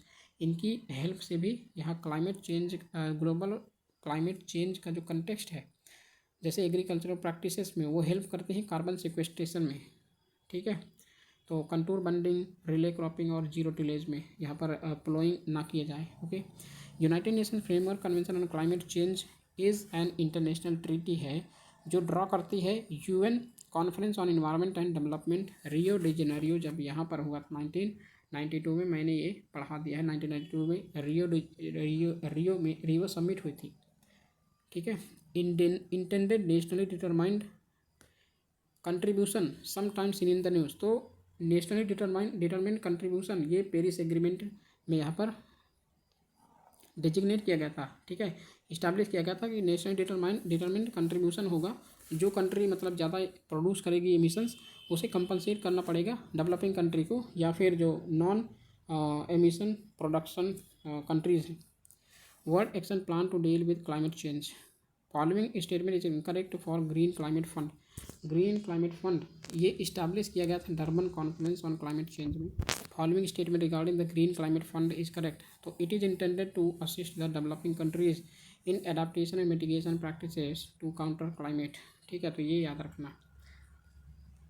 Australia, Germany, Japan और न्यूजीलैंड के बीच कौन सा कंट्री है जो पहला कंट्री है वर्ल्ड में जो प्रपोज किया है कार्बन टैक्स को अपने लोगों के लिए टू एड्रेस ग्लोबल वार्मिंग, तो ये न्यूजीलैंड है। न्यूजीलैंड को याद रखना, ठीक है।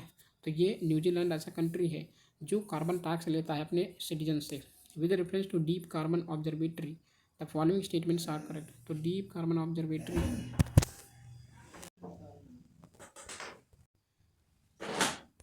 with reference to deep carbon observatory the following statements are correct. It is a global research program to outreach rule of the carbon on earth. It conducts field observations of deep microbial ecosystem, ठीक है, तो ये चीज़ याद रखना, okay. Due to their extensive rice cultivation, some regions may be contributing to global warming. For this, the following possible reasons are attributable.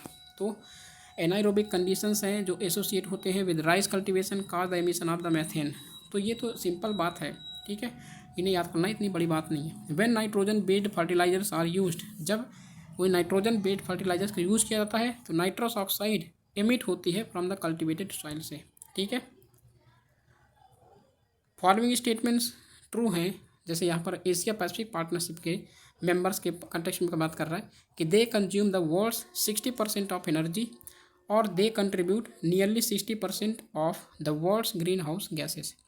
They intend to support the Kyoto protocol, तो Kyoto protocol को support करता है, ठीक है। Climate action tracker which monitors the emission reduction in pledges of different countries, okay. Database created by coalition of research organisation, ठीक है, तो ये ऑर्गेनाइजेशन जो है क्लाइमेट एक्शन ट्रैकर को प्रोड्यूस करती है, मॉनिटर करती है, ठीक है। ये मॉनिटर करता है एमिशन रिडक्शन प्लेजेस को डिफरेंट कंट्रीज़ में। द क्लाइमेट ग्रुप एक इंटरनेशनल नॉन प्रॉफिट ऑर्गेनाइजेशन है क्लाइमेट ग्रुप का, जो ड्राइव करती है क्लाइमेट एक्शन को by building large networks and runs them.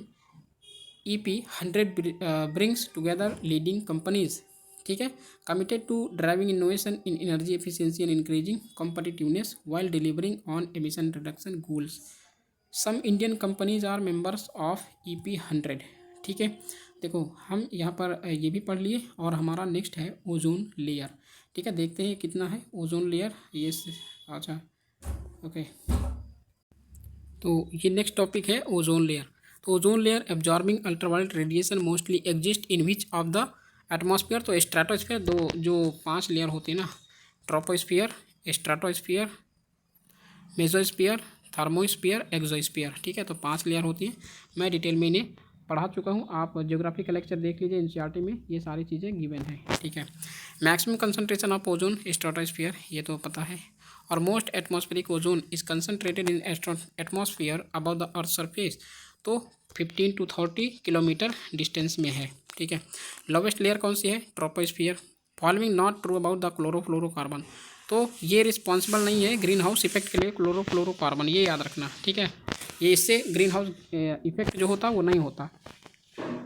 This is responsible for ozone hole, तो क्लोरोफ्लोरोकार्बन ओजोन होल ये रिस्पॉन्सिबल है। Radiation that is absorb by ozone present in the atmosphere ultraviolet है। Ultraviolet radiation from sunlight causes the reaction that produce O3। Ozone protects biosphere from, किससे protect करती है, ultraviolet rays से, ठीक है। Ozone layer in atmosphere provides safety to life on earth from ultraviolet radiation. Ozone layer is useful to humanity because humanity के लिए useful है क्योंकि ये प्रिवेंट करती है सन्स के अल्ट्रावायलेट रेज को from reaching the earth. The ozone layer of atmosphere absorbs ultraviolet rays. काफ़ी मतलब इजी क्वेश्चन पूछे गए थे, ठीक है, इससे रिलेटेड, ओजोन से रिलेटेड, और इजी आते भी हैं। Harmful ultraviolet radiation coming from the sun can cause, तो स्किन कैंसर होता है इसकी वजह से। और international day for preservation of ozone layer कौन सा, 16 सितंबर, ये भी याद रखना, ठीक है। ओजोन होल किससे होता है, CFC क्लोरोफ्लोरोकार्बन से, और ये भी क्लोरोफ्लोरोकार्बन, ये सिंपल सा है, ठीक है। Forming is not responsible for depletion of ozone hole. Ozone layer किससे डिप्लीट नहीं होती, मिथाइल क्लोरोफॉर्म। कुछ भी अगर क्वेश्चन में आ जाए तो ये इजी तरीके से आप लगा देंगे। Methyl chloroform used as a solvent, इसकी वजह से क्या है, रिस्पॉन्सिबल नहीं है depletion of ozone layer. Among methane, carbon monoxide and water vapors, the following greenhouse gas does not causes ozone depletion. Carbon monoxide, ये यहाँ पर ट्रोपोस्फियर में कार्बन मोनोऑक्साइड होती है, तो ये रिस्पॉन्सिबल, इसकी वजह से डिप्लीशन नहीं होती ओजोन ग्रीन हाउस गैस, मतलब ओजोन लेयर, ठीक है। Formation of the ozone hole is maximum over Antarctica, तो ओजोन लेयर जो है वो अंटार्कटिका के ऊपर सबसे ज़्यादा है। Montreal protocol is related to protection of ozone layer, ठीक है। मॉन्ट्रियल प्रोटोकॉल में कौन सा है, ओजोन लेयर, इसकी बात की गई है। और मॉन्ट्रियल प्रोटोकॉल कब हुआ था, ये कमेंट बॉक्स में बताइए। और among chlorofluorocarbons, white line, water pollution and agriculture, Montreal protocol किससे रिलेटेड है, तो क्लोरोफ्लोरोकार्बन। Very easy. स्ट्रेटोस्फीयर में level of ozone is naturally regulated by, कौन रेगुलेट करता है, nitrogen dioxide.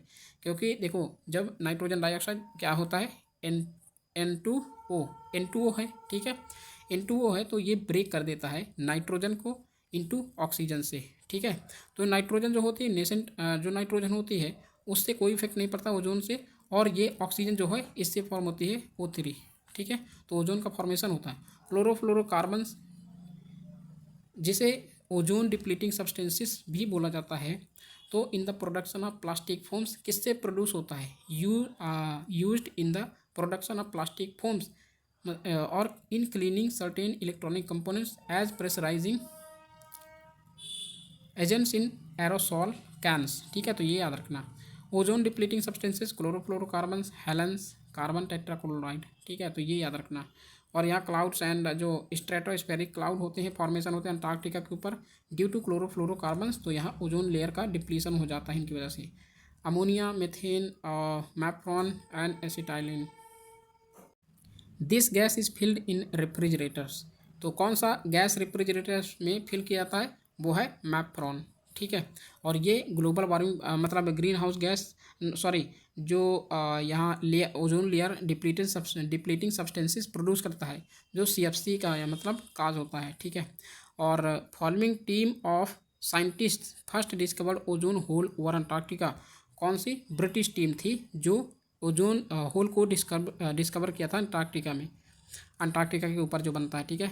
Following had discovered ozone hole over Tibetan plateau, कौन discover किया था, तिब्बतन प्लेट्यू को जब ओजोन होल हुआ था, वो है उनका नाम है GW, तो इनका क्या नाम है, GW मूरे, केंट मूरे, ठीक है। असर्शन एंड रीजन है ozone is essential for biotic life, essential किसके लिए, बायोटिक लाइफ के लिए। The ozone layer protects the earth surface from high energy radiation, तो देखो ये जो है ओजोन एसेंशियल है बायोटिक लाइफ के लिए, ओजोन नहीं होगी तो यहाँ पर रेडिएशन इतना तेज़ी से होगा कि इसके जो कैंसर की प्रॉब्लम यहाँ पर क्रिएट हो जाएगी, और लाइफ का होना यहाँ पर नामुमकिन रहेगा। लाइफ नहीं, प्लांट्स वगैरह तो होंगे बट यहाँ पर बर्न भी हो सकते हैं, ठीक है। ओजोन लेयर प्रोटेक्ट करती है अर्थ के सरफेस को फ्रॉम हाई एनर्जी रेडिएशन, जो अल्ट्रावायलेट रेडिएशन होता है उससे प्रोटेक्ट करती है ओजोन लेयर, ठीक है। तो करेक्ट एक्सप्लेनेशन है ए का, जो असर्शन का रीज़न, ठीक है। ये भी दोनों स्टेटमेंट करेक्ट हैं। फॉलोइंग इज, और इसकी वजह से ये होता है, ये याद रखना। The following is associated with the issue of control and phasing out of the use of ozone depleting substances, तो कौन सा प्रोटोकॉल है, वो है मॉन्ट्रियल प्रोटोकॉल, जो ओजोन डिप्लीटिंग सब्सटेंसेस को प्रोटेक्ट करता है, ये सजेस्ट करता है, और फेजिंग आउट और कंट्रोल करने के लिए यहाँ पर सजेशन देता है, ठीक है। और नेक्स्ट हमारा है फॉरेस्ट एंड वाइल्ड लाइफ, ये हमारा चैप्टर होगा जो कि मैं नेक्स्ट लेक्चर में डिस्कस करूँगा। तो ये 3 से 4 जो लेक्चर होंगे ये हम इन्वायरमेंट का जो प्रीलिम्स पॉइंटर्स हैं हम डिस्कस कर लेंगे, ठीक है। तो डोंट वरी, यहाँ पर आप रिवीजन करते रहिए और मैं आपको पूरी तरीके से सजेस्ट करूँगा कि कैसे प्रीलिम्स को हम टैकल करेंगे और कैसे यहाँ पर पूरा इफेक्टिव जो हमारा सब्जेक्ट्स है उसे पूरा कंबाइन यहाँ पर आपको पैकेज मिल जाएगा। तो प्लीज़ अगर आप चैनल को सब्सक्राइब नहीं किए, और प्लीज़ जब आप चैनल को सब्सक्राइब करें तो बेल आइकन ज़रूर दबा दें, क्योंकि यहाँ पर नोटिफिकेशन जो आता है ये आपको नहीं पहुँचता है इसी वजह से, ठीक है। तो बेल आइकन दबा लें अगर नहीं दबाएँ तो, और लाइक करिए, वीडियो को सब्सक्राइब करिए, और चैनल को जो है ये वीडियो को शेयर भी करिए फेलो एस्पिरेंट्स के साथ अपने, ठीक है, अपने फ्रेंड्स के साथ भी। तो चलिए मिलते हैं नेक्स्ट लेक्चर में, तब तक के लिए thank you very much, have a great day.